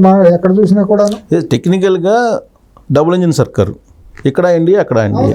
కానీ అక్కడేమో చంద్రబాబు నాయుడు మీద వ్యతిరేకంగా ఈయన పోరాడుతున్నారనే ఫీలింగ్లో బీజేపీ ఉన్నట్టు కనపడుతుంది. 100% కనపడుతుంది. జంతర్ మంతర్ దగ్గర మీరు సపోర్ట్ ఇవ్వడంతోనే వైసీపీ కొండ 10 రాజ్యసభ సీట్ల కోసం, లేకపోతే మిగిలిన 4 పార్లమెంట్ సీట్ల కోసం, లేకపోతే లోపాయికారి ఏమైనా అంతర్గత ఒప్పందాలు ఉన్నాయో మరి తెలియదు, ఆర్థిక లావాదేవీలు ఉన్నాయో తెలియదు. గత 5 ఏళ్ళలో చేసిన అసాంఘిక ఇది ఉంది, డ్రగ్స్ దిగుమతులు ఇటువంటివి ఉన్నాయి కదా, అంతర్జాతీయ స్థాయిలో జరిగినవి ఉన్నాయి కదా, వాటిలో ఇంకా లోతుకెళ్తే ఏమేమి బయటకు వస్తాయో తెలియదు. ఇది పూర్తిగా నైతిక బాధ్యత వహించాల్సింది అన్ని వేళ్ళు బీజేపీ ప్రభుత్వం మీద చూపిస్తాయి. వాళ్ళు ఏదో 15,000 కోట్లు ఇచ్చామన్నంత మాత్రం పునీతులు గారు బీజేపీ వాళ్ళు. ఈ కుట్రలో ఆ మాట నాగబాబు కానీ లేదా పవన్ కళ్యాణ్ కానీ అనలేరండి. ఎందుకంటే బీజేపీని ఆ మాట అనలేరు వీళ్ళు. వాళ్ళకుండా మొహమాటాలో, వాళ్ళకుండా అవగాహనలో, పార్టీకుండా కూటమిలో ఉన్నారు కాబట్టి 100% రేపు రాష్ట్రంలో నాగబాబు గారు అన్నట్టు ఈ అశాంతిని నెలకొల్పడంలో, డబ్బులు ఖర్చులు పెట్టి విచ్చలవిడిగా అసాంఘిక శక్తులను తీసుకొచ్చి చేయటంలో 100% బీజేపీ హస్తం లేకుండా అతను చేయలేడండి.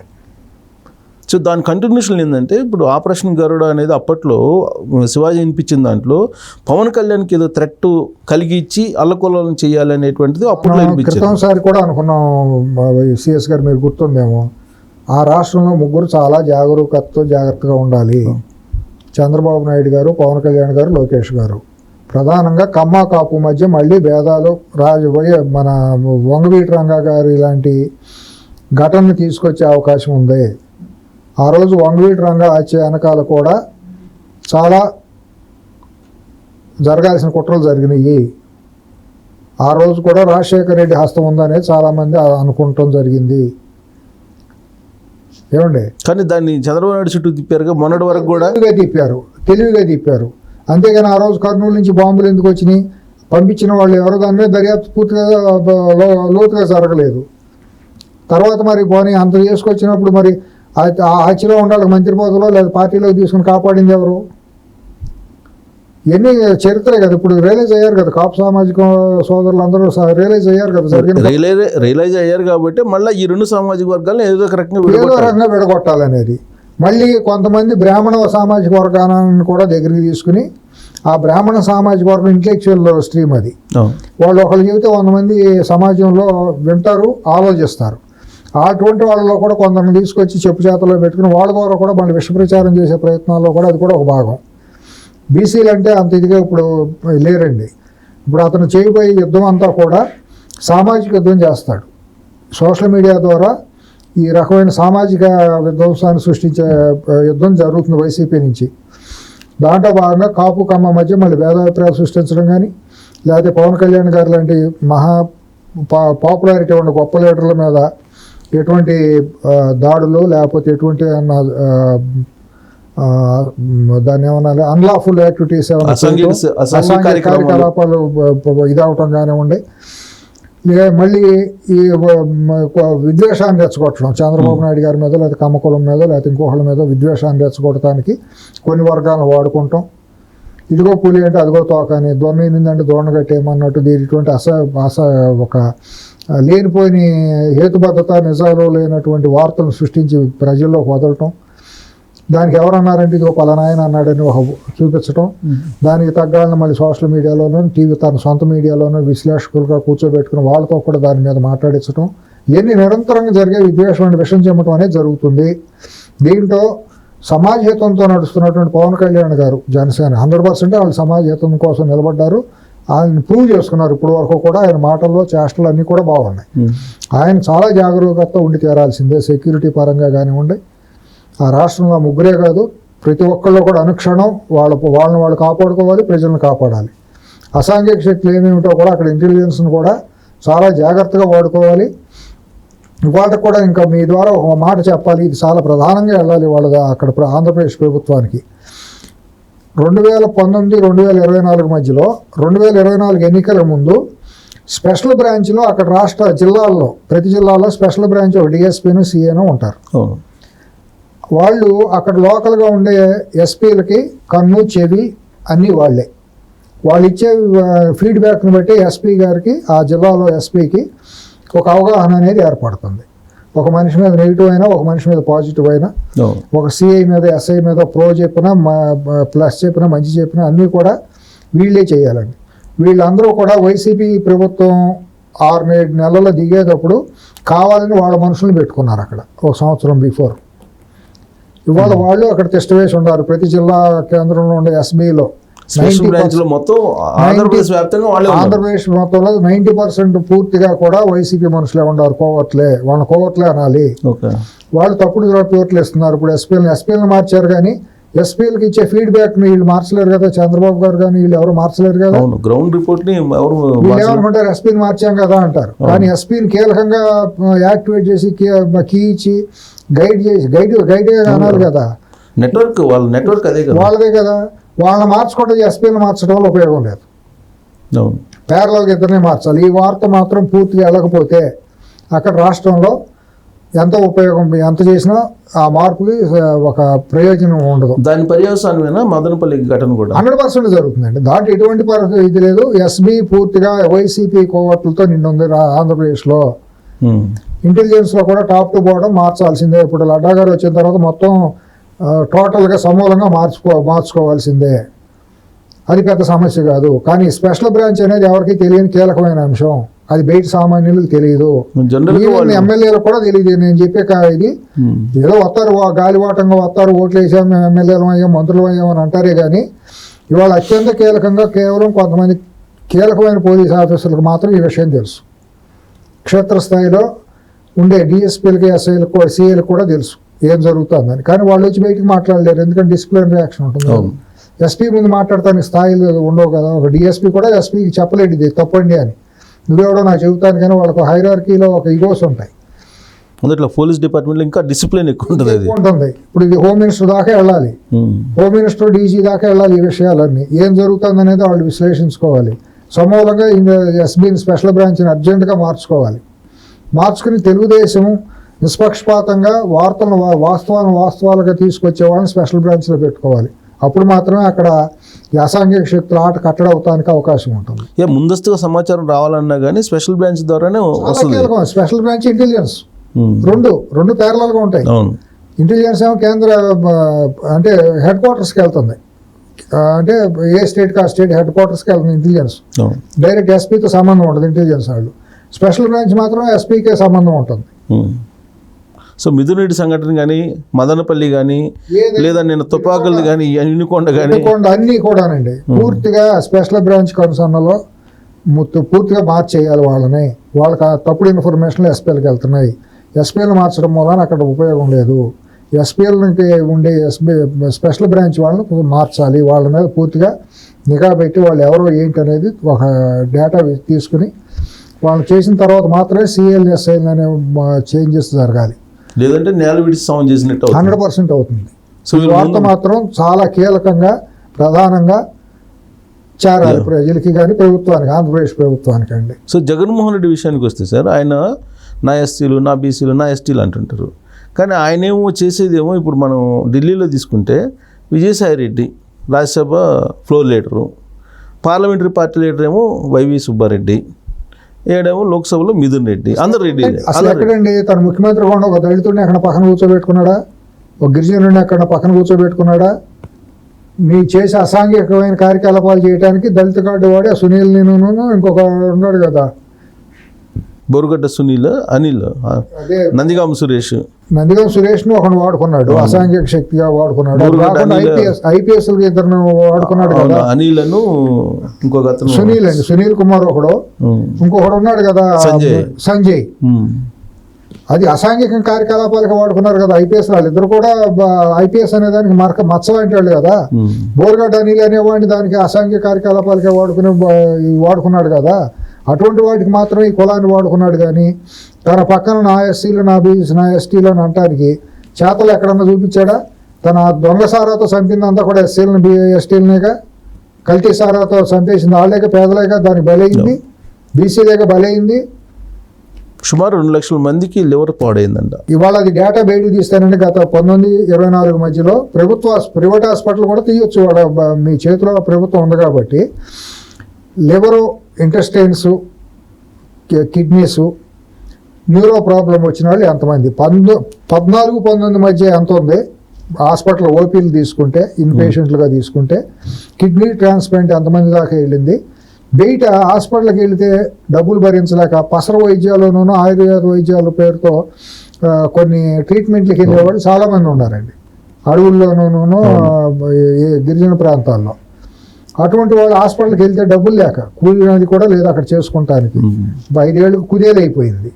కాబట్టి ఏదో బతకాలనే కాంక్షతో ఏం చేస్తారంటే, ఏదో ఆ పసరం ఉందని, ఆయుర్వేదం ఉందని, తక్కువ రేటుకు అవుతుంది కదా అనే ఆశతో అక్కడికి వెళ్ళటం వీళ్ళు చాలామంది ఉన్నారండి. ఈ పాపానికి బాధ్యులు ఎవరండి? వీళ్ళు కాదండి. మొత్తం ఇంత దుర్మార్గంగా చేసి, కనికరం లేకుండా, మానవీయ కోణం లేకుండా చేసి, కేవలం అధికారమే పరమావధిగా, డబ్బే పరమావధిగా, దోపిడీనే వీళ్ళు చెంబలు వేలి బందిపోట్ల కంటే దారుణమైన వాళ్ళండి వీళ్ళు. ఈ బ్యాచ్ విచిత్రం ఏంటంటే గవర్నమెంట్ బాగానే కానీ ఉల్టా గవర్నమెంట్ని బదనాం చేస్తున్నారు కదా, అది కదా విచిత్రం. కదా పిల్లి గుడ్డిదైన సో ఎలికి ఏమైనా చూపును, మన చేతగా అంటారు అవతలాడికి బలం. మనం కనుక గట్టిగా వెన్నెముకతో బలంగా నిలబడి ఎక్కడ నువ్వు కనుక గట్టిగా కన్నీరు చేసి ఒక తాట తీస్తే ఎక్కడ ఏ కలుగులు ఎక్కడెక్కడ ఉన్నాయో మొత్తం అన్నీ బయటకు వస్తాయి. కలుగులు, పాములు, ఎలుకలు అన్నీ వస్తాయి, బయటకు వస్తాయి. లేకపోతే ఎక్కడ పిల్లి అక్కడ దాక్కుంటుంది. సో 3 రోజుల పాటు ఢిల్లీలో ఉంటాను అన్నాడు ఆయన. మళ్ళీ వాళ్ళ గన్నవరం వచ్చినట్టున్నాడు అమ్మటే. వెంటనే షెడ్యూల్ మరి ఏమైందో తెలియదు. అయ్యో అందరు తూ అని ఊశారు, ముఖాన్ని ఊశారు. ఢిల్లీలో కూడా పొరుగు పోయింది. వాళ్ళు వచ్చారని మనం అనుకుంటున్నాం. వచ్చిన తర్వాత ఎందుకు వెళ్ళామని రిగ్రెట్ కూడా వాళ్ళు ఫీల్ అవుతారు. సొంత రాష్ట్రంలో కూడా తిడతారుగా. మనలాంటి వాళ్ళు ఇతర రాష్ట్రాల్లో కూడా వాళ్ళ సొంత కార్యకర్తలు, పార్టీ నాయకులు కూడా అంటారు కదా, నువ్వు ఎటువంటి మా శక్తికి మద్దతు పలికారా, మీకు సిగ్గుచారం లేదా అని అనరా. అఖిలేష్ తగిలినట్టుంది. ఎమ్మటినే వీళ్ళు వెళ్ళారు కదా, గిరిజన సోదరులు వెళ్ళిపోయి, దళితులు గిరిజనులు వెళ్ళిపోయి అక్కడే నిలదీశారుగా. ఆ పార్టీలో ఎంపీ ఇట్లా చేశాడు, ఒక మహిళ ఇట్లా చేశాడు, మీరు ఏ మొహం పెట్టుకుని వచ్చారని అక్కడే నిలదీశారు కదా. అది అఖిలేష్ యాదవ్కి ఏమాత్రం కనీసం ఇంగిత జ్ఞానం ఉంటే ఆ పరిసరాల్లోకి రాకూడదు. అతనికి ఉన్న స్టేచర్కి పెద్ద రాష్ట్రంలో ఒక ప్రధానమైన నాయకుడు కదా, బలమైన ప్రతిపక్ష నాయకుడు కదా. అసలు రావటం ఏంటి, అక్కడికి రావటం ఏంటి, అతనికి ఉండాలి, ఇంగిత జ్ఞానం ఉండాలి. అటువంటి వాళ్ళకి ఇటువంటి అసాంఘిక శక్తులను పెంచి పోషించడం అంటే వాళ్ళు కూడా అసాంఘిక శక్తులతో సమానంగా ట్రీట్ చేయబడతారు సమాజం ద్వారా. రాష్ట్రపతిని కలవాలని ఒక షెడ్యూల్ ఉంది అండి. బహుశా ముర్ముని కలవకుండా వచ్చాడంటే మదన్ మోహన్ ఎఫెక్ట్ ఏమో. అంతే కదండి, మదన్ మోహన్ ఎఫెక్ట్. తర్వాత ఆవిడ కూడా అపాయింట్మెంట్ ఇచ్చారో లేదో, పొరుగు పోతుంది అనేది బీజేపీ కన్సర్న్లోనే ఉంటుంది కదా సహజంగా. మరి ఇదంతా మనకు నష్టం చేస్తుంది, మనకే నష్టం జరుగుతుంది, ఎక్కువ ప్రోత్సహించితే అనే భావం బీజేపీలో కూడా వచ్చి ఉండొచ్చు. ఇక్కడ నువ్వు సోదరుగా దుకాణం సర్దుకుని వెళ్ళకపోతే నీ ఈ చెడిపోతుందని వాళ్ళు వార్నింగ్ ఇచ్చి ఉండొచ్చు శుతిమెత్తంగా. నేను ఎక్కువ రోజులు మేము కాపాడలేము, నువ్వు ఓవర్ యాక్షన్ చేసామంటే మాకు ఇబ్బంది అవుతుందని. వాడినట మేము పెంచి పోషిస్తున్నాము అనేది బయటికి వెళ్తే మాకు ఇబ్బంది అవుతుందని వాళ్ళ భావం అయి ఉండొచ్చు. రేపొద్దున మరి సరే అతను మీరు ఇట్లా పెంచుతున్నారు కదా, మరి బాబు గారు మేము కూడా రివ్యూ చేసుకుంటాం పద్ధతి అనే పరిస్థితి వచ్చింది అనుకోండి, పరిస్థితి ఏంటి? వీళ్ళు పవన్ కళ్యాణ్ గారు కూడా వదిలిపెట్టరండి, ఆయనకే మొహమటం లేదు. ఆయన వెళ్ళి బీజేపీని గట్టిగానే అడుగుతారండి, బాబు గారు అడుగుతారండి, విచారణ వేగవంతం చేయండి కేసులు అని చెప్పి. సో ఎల్లుండి వెళ్తున్నారుగా, 26 వెళ్తున్నారు, 100% వెళ్తారండి. వాళ్ళు అదే ప్రణాళిక, రాష్ట్ర అభివృద్ధి, కేసులు సత్వరమే విచారణ జరగాలి. ఇప్పుడు చంద్రబాబు నాయుడుకి ఒక అవకాశం ఇచ్చినట్టయింది జగన్మోహన్ రెడ్డి. 100%. ఎందుకంటే రాష్ట్రంలో ఉన్న పరిస్థితులు ఇదిగో ఇలా అని ఎక్స్ప్లెయిన్ చేయాలి కడగపోయి. విఘ్నుడు అయితేనండి సిఎస్ గారు, అతనికి ఏమాత్రం కామన్ సెన్స్, బుద్ధి జ్ఞానం ఉంటే ఓడిపోయామని ఇంట్లో పడి ఏడుచుకుంటా రివ్యూ చేసుకుని తప్పులు ఎక్కడ జరిగినాయి, మన తప్పులు పునరావృతం కాకూడదు, ఈ తప్పును సరిదిద్దుకుంటామని చెప్పి మాట్లాడాలి. అది కాకుండా సిగ్గు శరం లేకుండా వదిలిపెట్టి రోడ్డు మీద పడి చేస్తే ఎవరి పని వాళ్ళు చేస్తారు. బంగారు పుట్లో ఏలు పెడితే నేను కుట్టినాను అంటూ సీమ చంద్రబాబు గారు, పవన్ కళ్యాణ్ గారు ఊరుకుంటారు ఈ రకంగా బదనాం చేస్తా అంటే? వాళ్ళ పని వాళ్ళు చేస్తారు కదా, చేసి తీరాలి కదా. అక్కడికి వెళ్ళి పోలీసుల మీదకి వెళ్ళి, ఏ సుధాకర్ రావు ప్రజాస్వామ్యం నీకు ఇప్పుడు వచ్చిందా? ఏ సిగ్గుశరం ఉందా అసలు నీకు? ప్రజాస్వామ్యం అంటే వాళ్ళు గుర్తుకొచ్చిందా? అధికారం ఎప్పుడు శాశ్వతం కాదని నీకు వాళ్ళు గుర్తుకొచ్చింది. అధికారం శాశ్వతం కాదని నువ్వు ఏడ్చినప్పుడు ఏంటి? నువ్వు ఎన్ని చేష్టలు చేసావు? మహిళలు, అమరావతి మహిళల మీద దాష్టికాలు చేసినప్పుడు నీకు కళ్ళు పోయినాయా? నీ బుద్ధి కోల్పోయావా? ఆ బుద్ధి లేదులేండి, కళ్ళు బుద్ధి లేదు, ఏమీ లేదు, మనిషే కాదు, ఇంకా అది పశువు కట్టేసాను. కానీ ప్రజాస్వామ్యం వర్ధిల్లింది తన హయాంలోనే ఆయన ఫీల్ అవుతున్నాడు, అనుకుంటాడు అంతే. మరి ఇప్పుడు నేను చెబుతాను కదండి, బజారు వేసి అనుకుంటుంది, నన్ను మించిన ప్రతివత ఎవరో లేరు, ఊళ్ళో వాళ్ళందరూ వేసలేరు, నేను ఒక్కదాన్ని ప్రతివతనైనా బజారు వేసి అనుకుంటుంది. దానికి ఎవరేం చేయాలి? ఆడవాలి. చక్కటి సేలబోతులైన ఆడవాళ్ళందరూ సిగ్గుతో తలంచుకుంటారు. మన దాంతో అది పోల్చుకుని అది తిడతాను, మన బజారు వేసి మన అంటుంది ఏంటని కాపురం చేసే మహిళలందరూ ఏం చేస్తారంటే ఇంట్లో పడతారు, సిగ్గుతో తలంచుకునే వాళ్ళు ఒక పోతారు, దాంతో ఎందుకని. ఇప్పుడు అంతే, అతని స్థాయి పూర్తిగా అన్ని ఇడిచేసినాడు, ఏమైనా మాట్లాడతాడు. అవి ఇడిచేసిన వికృత శక్తిని కనుక ఆ రకంగా వదిలిపెడితే 14-19 మధ్య ఏ రకంగా అయితే పాదయాత్రలు చేసుకుంటూ రాష్ట్రాన్ని సర్వనాశనం చేసి కోడికత్తి ద్వారా నాశనం చేశాడో, మళ్ళీ అటువంటి దానికి చంద్రబాబు నాయుడు గారు మళ్ళీ చక్కటి రాస్తా వేసినాడు అవుతాడు ఆయన. ప్రజలు నమ్ముతారంటారు. ఇంకా నమ్మినా నమ్మకపోయిన వికృత శక్తి వెళ్ళిన తర్వాత నీ కౌంటర్ వెయిట్ అనేది తయారవుతుంది. ఒక రూలింగ్ పార్టీకి మీద ఎప్పుడు మొదలు అసంతృప్తి అనేది సహజం, ఇది నేచర్ థియరీ. అవును ఉంటుంది, కానీ ఇంతకుముందు నేను మాట తప్పును, మడమ తప్పును, విశ్వసనీయత ఇవన్నీ మాట్లాడేవాళ్ళు. అవసరం లేదండి, తనకు సపోర్ట్ చేయడానికి ఒక 20-30 మంది ఎడదోలు ఉన్నారు, సమాజంలో ఎదవలు ఉన్నారు కదండి. అది డిసింటిగ్రేట్ అవ్వలేదు కదా, కౌంటర్ పార్టీ ఇంకా డిసింటిగ్రేట్ కాదా. సో అది అడ్వాంటేజ్. ఆ కౌంటర్ ఫోర్స్ అనేది డిసింటిగ్రేట్ అయ్యే వరకు అవతలాడికి ఆయుధం ఉంటుంది, ఆక్సిజన్ ఉంటుంది. ఇప్పుడు ఈయన మల్టీ టాస్క్ చేయాలి, అవతలానే రాజకీయంగా డిసింటిగ్రేట్ చేయాలి, ఆ శక్తులన్నింటినీ ఓటు బ్యాంకును డిస్టెబిలైజ్ చేయాలి. వీటిని అర్జెంటుగా పట్టుకుని చట్ట ప్రకారం ఎక్కడెక్కడ అసాంఘిక కార్యకలాపాలు చేశాడో అక్కడ కట్టడి చేయాలి. నిన్న 307 కేసు రఘురామకృష్ణరాజు గారి దాంట్లో నమోదైంది కదా, దాని మీద ఎందుకు అరెస్ట్ చేయడానికి వీల్లేదు? మీరు మీకు వచ్చిన నష్టం ఏంటి? మిమ్మల్ని ఎవరు ఆపుతున్నారు? మీకేంటి మొహమాటం ఏంటి? మీకేంటి మొహమాటం? చట్టం తన పని తాను చేయనివ్వాలి కదా. ఇటువంటి పరిపాలన అయితే ప్రజలకు ఏం మంచి చేసినట్టు? మీరు ఏదో అనుకుంటున్నారు కానండి, ఇవాళ గెలిచింది వైసీపీని అన్నట్టే ఉంది అక్కడ పరిపాలన. ఈ మాట అంటే చాలా మంది కొంచెం బాధగా ఇదవుతుంది. అక్కడ పరిపాలన నేనేమి విమర్శించడం కాదు, సరైన పందాలో లేదు. 2 నెలలు అయినా కూడా నేను 2 నెలల్లో ఏదో మెరగాలు జరిగిపోతే తెల్లబెట్టి మార్చేస్తారని నేను అంత విఘ్నతలైనండి కాదు. 5 సంవత్సరాల దీర్ఘకాలిక ప్రయాణంలో మినిమం చాలా దాటుకుంటూ వెళ్ళాలి. కానీ 2 నెలల్లో చేయాల్సినవి కూడా కనీసం చేయట్లేదు. వీళ్ళు ఒక రాంగ్ మెసేజ్ ఇచ్చేసారు, మేము పాత వాళ్ళమే కానీ ఏమి మారలేదని చెప్పి. సో ఇప్పుడు ఆయన జగన్మోహన్ రెడ్డి ఏంటంటే ఆయన మీద కేసు విచారణ కూడా జరగదనేటువంటి ఒక ధైర్యంతో ఉన్నాడు. ఇప్పుడు రఘురామకృష్ణరాజు ఏమో ఆయన పోరాడుతున్నాడు, నా కేసు సంగతి ఏంది, విచారణ చేయండి అని. ఆయనేమో అధికార పార్టీ ఎమ్మెల్యే అయ్యుండి పోలీసులు పిలిచి దాని మీద స్పెషల్ టాస్క్ ఫోర్స్ వేసి అదేంటో తేల్చమని చెప్పడానికి నీకేంటి ఇదేంటి? నీ పవర్ పాయింట్ ప్రెజెంటేషన్ అడ్డామా, అసెంబ్లీ అడ్డామా? కాదు కదా. పవర్స్ డెలిగేట్ చేసి ఒక టీముని పెట్టి చేయమని చెప్పి ఎక్కడికక్కడ చేసి 5 ఏళ్లలో వేసిన కేసుల మీద స్పెషల్గా ప్రయారిటీ వైజ్గా పెట్టి ఒక సెల్ పెట్టి అక్కడ ఒక టీముని పెట్టి అడ్వకేట్స్ని పోలీస్ ఆఫీసర్లతో పెట్టి ఒక స్పెషల్ సెల్ తయారు చేసి రాజకీయ ప్రేరేపితమైనటువంటి అక్రమమైన కేసులు ఏమేమి ఉన్నాయో మీరు మొత్తం వచ్చి బాధితులు అందరూ ఇవ్వండి అంటే ఏ జిల్లాకు ఆ జిల్లా వెళ్ళి ఇచ్చేస్తారు కదా. ఆ డేటా మొత్తం స్టేట్ వైడ్గా ఒక సెంట్రల్ పూల్కి వస్తుంది కదా. దాన్ని ఎక్కడెక్కడ విశ్లేషించేసుకుని ఇది నిజమైన కేసు అబద్ధమైన కేసు తేల్చేయటం పెద్ద సమస్య కాదు కదా. దాన్ని ఒక విడత కాదు, లక్షల కేసులు అన్ని వేల కేసులు ఒకేసారి ఇవ్వరు కాబట్టి ఫేజ్ వైజ్ మేనర్లో 3-4 సార్లు ఆ సీరియస్నెస్ బట్టి దాని యొక్క నిజాయితీని బట్టి అక్రమ కేసులు ఏంటో తెలుసు. అటువంటి కేసులను ఎత్తేయచ్చు కదండి. మిమ్మల్ని ఎవరడ్డం బట్టి ఒక జీవో కొడితే అయిపోతుంది కదా.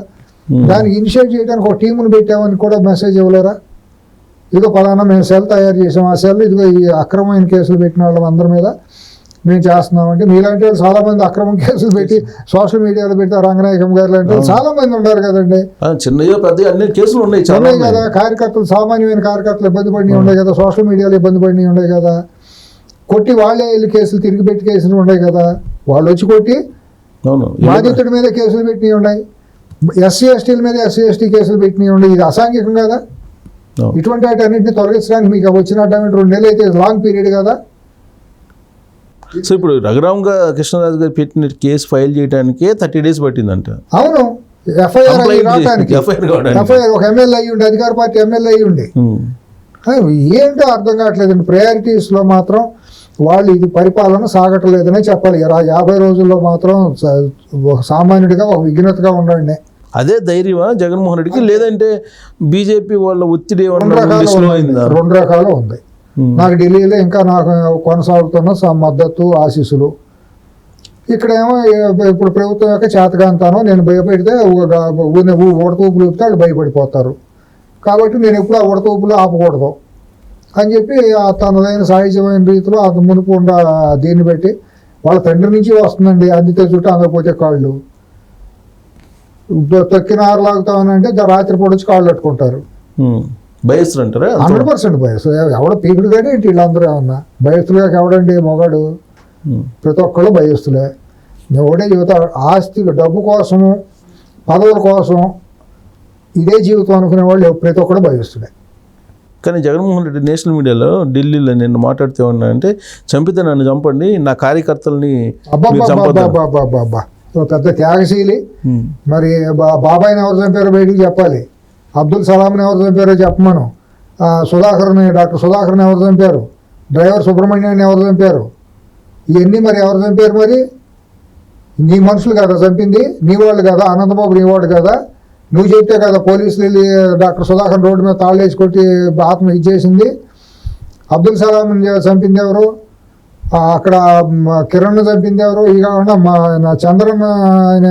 చంద్రయ్యని చంపింది ఎవరు? ఇట్లా లిస్టు తీస్తే చదవటం కష్టం. మొత్తం అఫీషియల్ రికార్డు నిన్న బయటకు వచ్చింది. దాని ప్రకారం 2560 ఉంది మర్డర్లు. ఏది 2019 నుంచి 24 మధ్య. ఎన్ని ఓన్లీ మనం మాట్లాడుకున్న 5-6 నుండి పాపులర్ అవటం వలన మనం మాట్లాడుకోగలిగాం.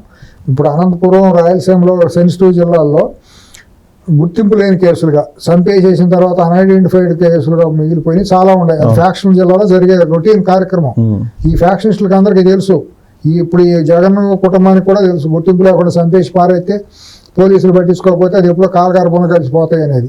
అటువంటి హత్యలు ఇంకా ఈ 2600 వచ్చినాయో లేదో తెలియదు. కిడ్నాప్లే దాదాపు 30,000 ఉన్నాయంట. లేదు లేడీస్. అవును, అదే పవన్ కళ్యాణ్ గారు చెప్పారు కదా, నేషనల్ క్రైమ్ బ్యూరోలో అంటే ఆయన హేళన చేశారు కదా. అది ఆయన చాలా ట్రోల్ చేశారు. 30,000 ఎట్టా ఉంటే ఎవరు చెప్పారు చూపిస్తుండ అని. ఇప్పుడు అసలు దాని వెనక ఏమన్నా కాన్స్పిరసీ ఉందా సార్ ఈ మహిళల కిడ్నాప్ వెనక? అది రాకెట్ అండ్ హ్యూమన్ ట్రాఫికింగ్ అండి.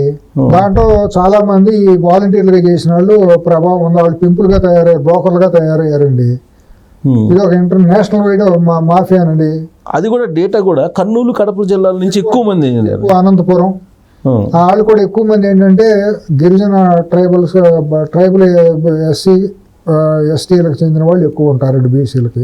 ఎందుకంటే వాళ్ళు ఎందుకంటారంటే ఆర్థికంగా వెనకబాటుతనం ఉండడం వల్ల సర్వైవల్ కోసం ఇప్పుడు కూడా అమ్ముకునే వాళ్ళు ఉన్నారు. పిల్లలు, ఆడబిడ్డలు అమ్ముకునే వాళ్ళు మన ట్రైబల్ ఏరియాలో ఉన్నారు. వీళ్ళందరినీ బాంబే రెడ్ లైట్ ఏరియాకి తీసుకెళ్లి అమ్ముకునేది చాలా మంది.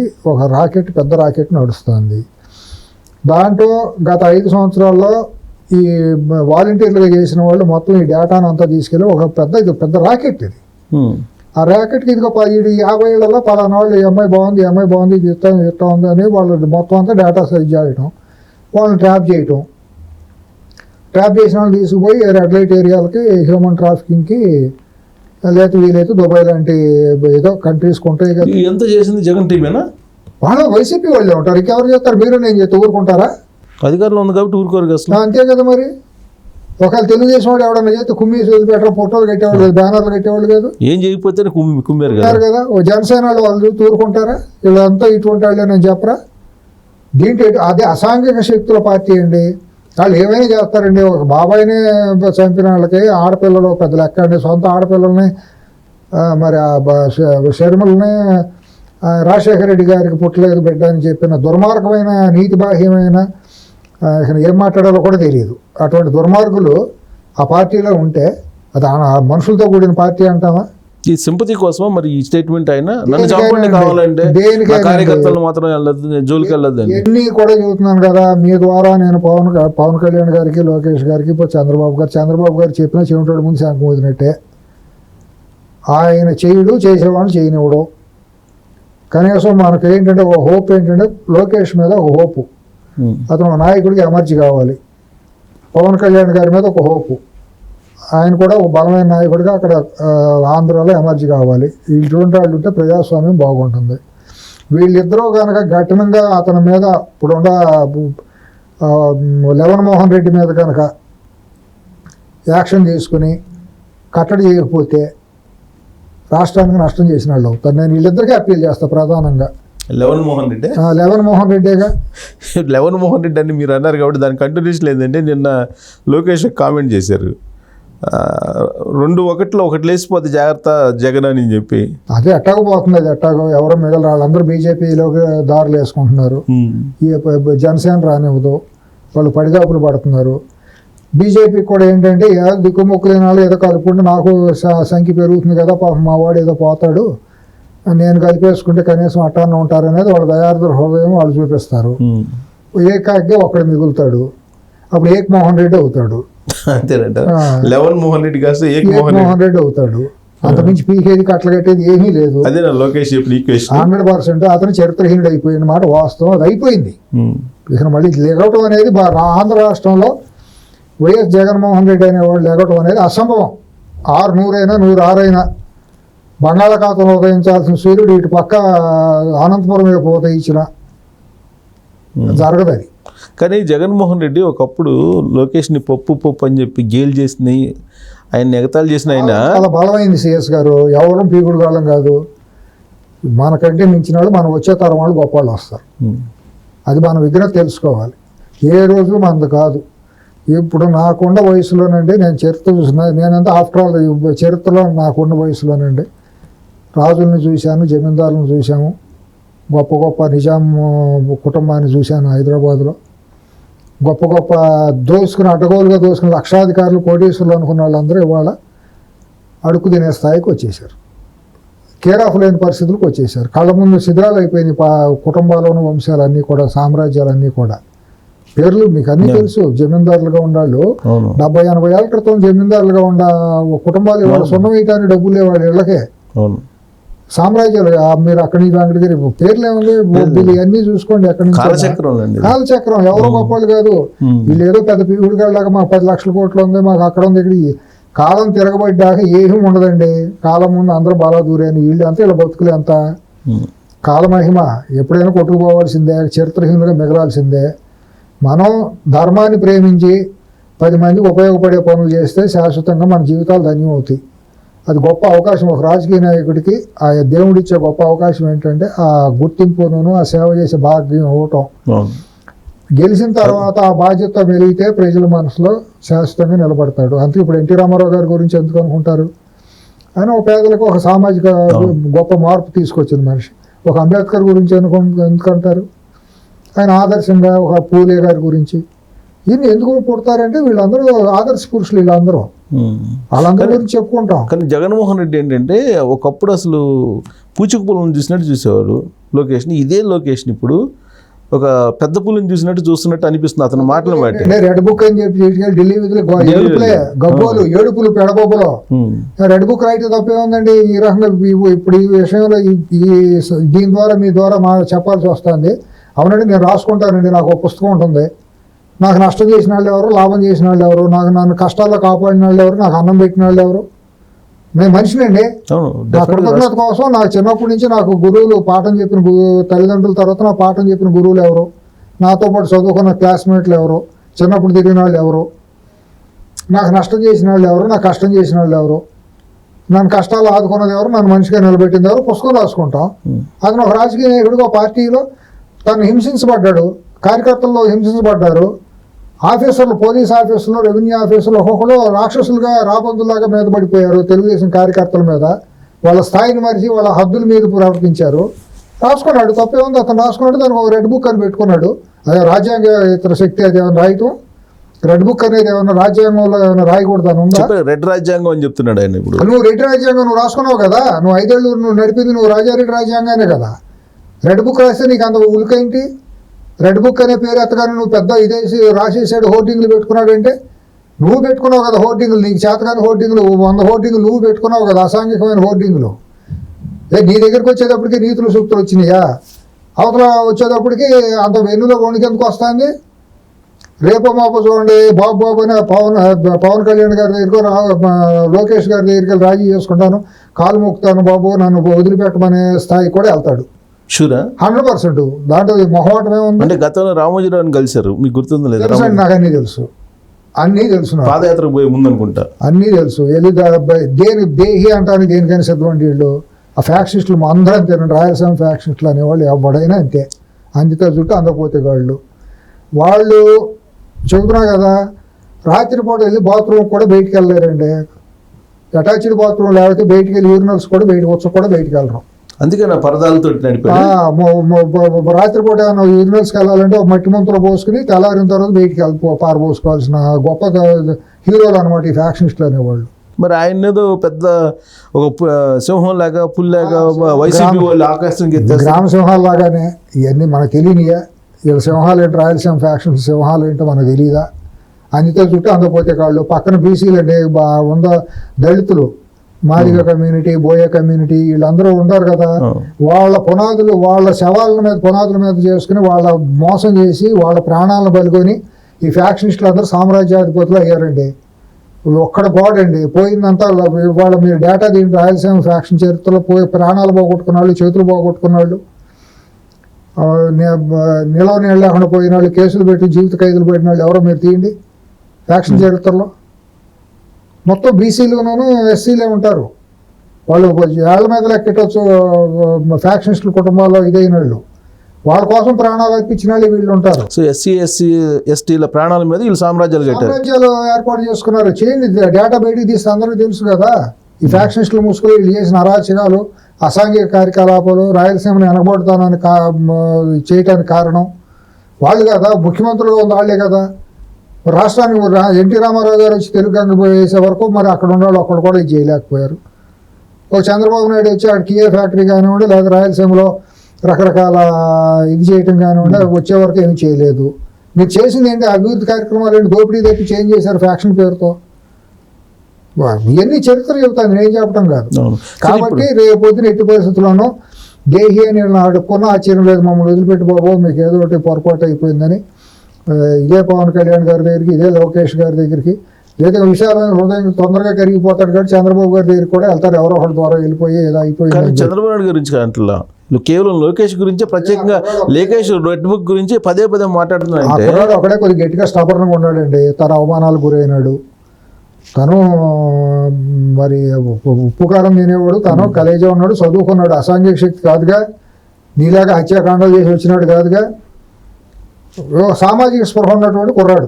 తప్పులు ఉంటే ఉండొచ్చు, పొరపాట్లు ఉంటే ఉండొచ్చు. గతంలో తెలియక మెచ్యూరిటీలు ఏంటో ఎవరైనా చేస్తాం. వయసులో ఉన్నప్పుడు ఏదో జరుగుతుంది, అందరం చేస్తామండి. ఎవరం కాదు, పాకుతాము, పరిగెత్తాము, కింద పడతాము, మీద పడతాము, నేర్చుకుంటాము, అన్నీ జరుగుతాయి. బట్ స్టాన్ఫోర్డ్ యూనివర్సిటీలో చదివి వరల్డ్ బ్యాంక్ లో పనిచేసి వచ్చిన స్టాన్ఫోర్డ్లు ఇంటర్నేషనల్ యూనివర్సిటీలు పక్కకు పెట్టకపోయినా అసలు కంపేర్ చేయడానికి కాదు, ఆ కుర్రాళ్ళలో కసి ఉంది. 10 మందికి ఉపయోగపడాలి, కంపెనీలు తీసుకురావాలి, రాష్ట్రాన్ని అభివృద్ధి చేయాలనే తపన ఉంది. అది ప్రూవెన్. అది మాటల్లో చేతల్లోనే ప్రూవెన్. పవన్ కళ్యాణ్ గారికి కూడా మాటల కంటే కూడా చేతలు రాష్ట్రం మనం నిజాయితీగా నిలబడాలనేది ఆయన ప్రూవెన్. ఏమండి, చంద్రబాబు గారి గురించి అందరూ తెలిసిందే కాబట్టి వాళ్ళతో పోలీసులు ఏమి లేవు. కానీ పదే ఇతని గురించి మాట్లాడుతూ భయపడుతున్నాడా జగన్? 100% వెన్నులో వణుకొస్తుంది. ఎందుకంటే వీళ్ళు ఢిల్లీ వెళ్ళి కనుక అక్కడ కనుక కొద్దిగా నా ట్యాప్ను కట్టేస్తే నా ప్రాణం పోతుంది. ఇక్కడ ఆక్సిజన్ అక్కడ ఉంది, ఆక్సిజన్ మిషన్ ఢిల్లీలో ఉంది. అది ఓకే, రాజకీయ కోణం నుంచి మనం కొంచెం చూస్తే. కానీ లోకేష్ ని చూస్తే ఎందుకు అతనికి పదే లంకన్ గాళ్ళు అందరూ మొన్న 5 ఏళ్ల పాటు విచ్చలవిడికి విరవీగిపోయిన వాళ్ళు ఉన్నారుగా. నీ అమ్మ మొగుడు సొమ్మ అన్నాడు ఒకడు. రకరకాల ఆడపిల్లలను అప్పుడు అనిత గారిని కానివ్వండి, లేకపోతే భువనేశ్వర్ గారు కానీ ఒకళ్ళే ఉంది. అసలు అందరిని అన్నాడు. వాళ్ళు అనుభవించి తీరాల్సిందే, చట్ట ప్రకారం ప్రతి ఒక్కరు రావాల్సిందే. వాళ్ళ తల్లి శీలాన్ని కూడా శంకించారు. ఎంత దుర్మార్గం అండి అతనికి ఉండదా? తన తల్లితో పాటు తన పార్టీ కార్యకర్త మహిళలు, ఆడపిల్లలు, తన సోదరులు అంటే వాళ్ళు, మనకే ఆడపిల్లలు అంటే వాళ్ళే, వాళ్ళందరిని అన్నప్పుడు వాళ్ళ తరఫున నిలబడాల్సిన బాధ్యత లోకేష్కి ఉండదా? కార్యకర్తను కాపాడుకోవాల్సిన బాధ్యత తనకు కసి ఉంటుంది కదా. అతను ఉప్పు కారం తినేవాడు, అతను మరి కులం తీయకూడడం కాదు, కానీ అతను ఒక ఇదైన రెస్పెక్ట్ పర్సనే కదా. ఇక్కడ మనం పోలిక మాట్లాడకూడదు కానీ కులాల గురించి తాడేపల్లి నుంచి ఢిల్లీ వరకు రెడ్ బుక్ గురించి మాట్లాడుతున్నాడంటే ఎంత భయపడుతున్నట్టు. వెన్నులో వణుకో, స్లీప్లెస్ నైట్లో తన నీడని తను నమ్మలేకపోతున్నాడు. కాబట్టి ఏ నిమిషానైనా ఎలాంటి దానికైనా రూపకల్పన చేయొచ్చు. వీళ్ళు చాలా జాగ్రత్తగా ఉండాలి. ఆ క్రిమినల్ ట్రాక్ రికార్డు ఉండాలి. వాళ్ళు ఆ లంపెన్ గ్యాంగులు, వాళ్ళ కొన్ని శక్తులు తోడున్నాయి, ఎంతకైనా తెగిస్తారు. కాబట్టి వీళ్ళు చాలా జాగ్రత్తగా ఉండాలి. రైతులు పొలంలో నుండి ఎలుకలు వెళ్తాయి కలుగుల్లోకి. పగల ఎవరు లేనప్పుడు వచ్చేసి వరి కంకులన్నింటినీ నాశనం చేసి పంట అంతా తినేసి వెళ్ళిపోయి దాక్కుంటాయి. రైతు ఏం చేస్తాడు? ఎలుకలను పట్టాలంటే కలుగు తవ్వుకుంటే అన్నీ అల్లలేడు కదా, పొగ పెడతారు. పొగ పెట్టేసి మొత్తం ఆ కలుగుల్లో ఎక్కడెక్కడ దాక్కున్న ఎలుకలన్నీ బయటకు వస్తాయి, ఊపిరాడతారు. 5 ఏళ్ల పాటు విర్రవీగినాళ్ళు అధికార మతంతో, అవాకులు చావాకులు పేడినాళ్ళు, దాడులు చేసిన వాళ్ళు, దోసుకున్న వాళ్ళు అందరూ కక్కాల్సిందే. తిన్నదంతా బయటకు వచ్చి కక్కాల్సిందే. ఎవరికి ఏదైతే ఉందో దాని ప్రతిఫలం అనుభవించాల్సిందే. ఏదో ఒక రకంగా చచ్చినట్టు దానికి మాత్రం 100% వాళ్ళు సిద్ధపడాల్సిందే. భయం అంటే ఏందో తెలియదు మా నాయకుడు అని అంటున్నాడు. ఇప్పుడు చూపిస్తారు జగన్. ఇప్పుడు చూస్తారు భయాన్ని, ఇప్పుడు చూపిస్తాం అని వాళ్ళు అంటున్నారు. తెలుగుదేశం వాళ్ళు అంటున్నారు 100% లోకేష్ చూపిస్తాడని నాకు నమ్మకం. అతను బాడీ స్టైలు, బిహేవియర్ నేను అబ్జర్వ్ చేస్తా అంటే అతను చాలా లో ప్రొఫైల్గా ఉన్నాడు. తను చేయాల్సిన పనులు తప్పకుండా చేస్తాడు, చట్టపరంగా చేస్తాడు. ఎవడెవడిని ఎక్కడెక్కడ లాగాలో అదే భయం ఇప్పుడు వీళ్ళకి. ప్రతి ఒక్కళ్ళకి తన బాబు గారు అంటే ఎక్కలేదు, ఎక్కడ పోతాడులే అని. కానీ బాబు గారిని కూడా ఎవరు ఇప్పుడు పవన్ కళ్యాణ్ గారు 4 బార్లు అని చెప్పి ఇష్టానుసారం మాట్లాడారండి. ఆయనకు ఉండదు. ఆయన అన్నం, ఆయన ఉప్పు కారం తింట్లా, ఆయన వ్యక్తిత్వం లేదు. నా పవన్ కళ్యాణ్ గారిని, చిరంజీవి గారు ఆడపిల్లల్ని ఎన్ని మాట్లాడారండి వీళ్ళందరూ, విర్రవీగారండి, ఇష్టానుసారంగా మాట్లాడారు కదా, వాళ్ళు ఎందుకు వదిలిపెడతారండి? అవమానం చేయలేదా సినిమా వాళ్ళందరినీ పిలిపించేసి? మీరందరూ మా కట్టుబానిసలో చేతులు చెప్పులు ఇడిచి బయట ఇడిచినండి అన్నట్టు నడిపించలేదా? మొత్తాన్ని పేరెడ్ పెట్టించాడు కదా, అవన్నీ వాళ్ళు మర్చిపోతారా? కాబట్టి 100% దీనికి రిటాలియేషన్ ఉంటుంది చట్టపరంగా. ఎవరికి దేనికి అర్హత ఉందో అంత అర్హతకి సరిపడా వాళ్ళు అనిపించి తీరాల్సిందే ప్రతిఫలం. కానీ జగన్మోహన్ రెడ్డి ఒక ఫ్యాక్షనిస్ట్, వాళ్ళకున్నటువంటి ఆలోచనలు, వాళ్ళకున్న నేర స్వభావం ఇవన్నీ చెప్తున్నారు కదా. రాష్ట్రాన్ని అల్లుకొల్లం చేయటానికి ముందుగానే ఢిల్లీ రిహార్సల్స్ అనుకోవాలా? ఢిల్లీ రిహార్సల్ ఏడవలేక ఏదో అన్నట్టు ఊరినే ఒకసారి మేము ఉన్నామని చెప్పుకుంటూ ఉన్నాను. ఆ కోర్టుకి వేసారండి. ఆ కోర్టుకి వేయడం అసాంఘికం. ఇది అసలు ఆర్గ్యూ చేసే లాయర్లకు కూడా బుద్ధి జ్ఞానం ఉండాలి. కానీ అది ఓకే, కానీ ఆయన చేసినటువంటి చెప్తున్నా దాంట్లో భాగమే ఇది. ఢిల్లీ కూడా వెళ్ళి అల్లరి చేసి రావటం, అక్కడ కూడా ఏమీ బ్లెస్సింగ్స్ దొరకలేదు కాబట్టి ఇక వేదికని ఇక్కడ ఇప్పుడు తాడేపల్లికి మారుస్తాడు. తాడేపల్లికి మార్చి ఆయన ఇప్పుడు నాగబాబు గారు అన్నారు అంటే ఆయనకి ఏమీ వార్తలు లేకుండా అనే మనిషి కాదు కదా. ఆయన ఒక స్థాయి కలిగిన మనిషిగా ఆయనకి మరి ఒక ఆయన తగ్గ ఎక్కడో దగ్గర ఒక ఏదో ఆయన ప్రజారంగంలోకి వచ్చాడు, రాజకీయ రంగంలోకి వచ్చాడు, ఒక పార్టీలో ఇంపార్టెంట్ రోల్లో ఉన్నాడు. తనకి ఒక సోర్సెస్ ఉండేవి, రాష్ట్ర వ్యాప్తంగా 10 రకాల వార్తలు అందుతూ ఉంటాయి కదా. దాని 100% దానికి ఒక ఇది ఉంది, రిలవెన్స్ ఉంది. ఇప్పుడు మరి ఢిల్లీ వెళ్ళి సెల్ఫ్ గోల్ వేసుకున్నట్టు కదా. ఎందుకంటే ఇప్పుడు కాంగ్రెస్ పార్టీతో దగ్గర అవుతున్నాడు, ఇండియా కూటమి దగ్గర అవుతున్నాడు అనేది బీజేపీకి ఆగ్రహం కలిగించదా? అసలు బీజేపీకి ఆగ్రహం కలిగిస్తున్నాను. కాంగ్రెస్ వాళ్ళు ఎవరు కూడా నాకు తెలిసి ఇప్పుడు చెల్లి అక్కడ కాంగ్రెస్ పార్టీలో ఉంది కదండి. కాంగ్రెస్కి ఇతను అవసరం లేదు, ఈ పార్టీ అవసరం లేదు. కేవలం కావాల్సింది ఎవరికంటే బీజేపీకే కావాలి. ఎన్డీఏ కూటమికి కూడా అవసరం లేదు. బీజేపీకి మాత్రమే ఇతని మీద ఒక ప్రత్యేకమైన ప్రేమ, మమకారం, సానుభూతి ఇవన్నీ ఉన్నాయి. అంతకుమించి ఇంకా వేరే కాదు.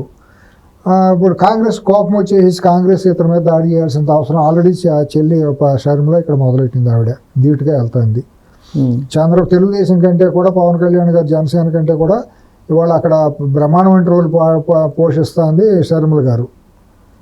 ఏ రోజు కూడా టాలరేట్ చేయట్లేదు. డి అంటే డి అని చెప్పులోన రాయి చెవిలోన జోరేగా కంటిలో నాలుగు అన్నట్టు తగులుకుంది ఆవిడ. కరెక్ట్గా ఈ పాయింట్ దగ్గరే జగన్మోహన్ రెడ్డి షర్మిలాని కాంగ్రెస్ పార్టీ అధ్యక్షురాలుగా ఏపీ నుంచి తప్పించాలనే ఇండియా కూటమి దగ్గర అవడానికి ప్లాన్ చేసి ఢిల్లీ వెళ్ళాడు అంటారు కొంతమంది. అది చేయరండి. అంత కాంగ్రెస్లో అటువంటి వాళ్ళు ఉన్న పరిస్థితుల్లో ఇతను టాలరేట్ చేసి ఇతను ఎంటర్టైన్ చేయాల్సిన అవసరం లేదు. ఇతను రావటం వలన కాంగ్రెస్ పార్టీకి ఏదో పెద్ద ఇమీడియట్గా వచ్చే లాభం అంటూ ఏముండదు. నాకున్న వ్యక్తిగత అంచనా అయితే అంటే రాహుల్ గాంధీ గారు ఇటువంటి లంపెన్ గ్యాంగులకు వ్యతిరేకం.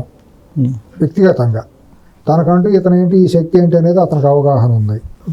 షర్మిలను తీసుకుంటానికి వాళ్ళు చాలా ఆలోచించారు. అంత ఆషామాషిగా తీసుకోవాలి. ఎంతో కన్విన్సింగ్ చేసి శివకుమార్ గారు వీళ్ళందరూ ఏదో రకరకాలుగా చెప్తేనే చేశారు. ఎందుకంటే she is proving that failed in Telangana. ఇక్కడ అసలు ఆవిడ మనుగడే కోల్పోయి ఏమీ లేని పరిస్థితుల్లో సరే ఉన్నంత వరకు బెటర్గా ఏదో కొద్దిగా ఫ్లేవర్ అనేది ఏదో వస్తుందిలే, కాంగ్రెస్కి ఏమీ లేని చోట, నాయకత్వం లేని చోట అని. అంటే ఆయన కిరణ్ కుమార్ రెడ్డి గారు ఉంటే దాన్ని ఆయన లాగేవారు. ఆయన బీజేపీకి వచ్చేటప్పుడు కాంగ్రెస్లో వ్యాక్యూమ్ ఏర్పడిపోయింది, లీడర్షిప్ ఎవరూ లాగలేకపోయారు. సరే ఈ అమ్మాయిని తీసుకున్నారు. ఈవిడ మీద కూడా చాలా ఆరోపణలు వచ్చాయి. మొన్న ఎన్నికల్లో సరిగ్గా పెర్ఫామ్ చేయలేదని రకరకాల వాళ్ళే రోడ్లు ఎక్కి మాట్లాడటం మొదలెట్టారు. అక్కడ కూడా ఈవిడ ప్రూవ్ చేసుకుంటే ఇంకా టైం పడుతుంది.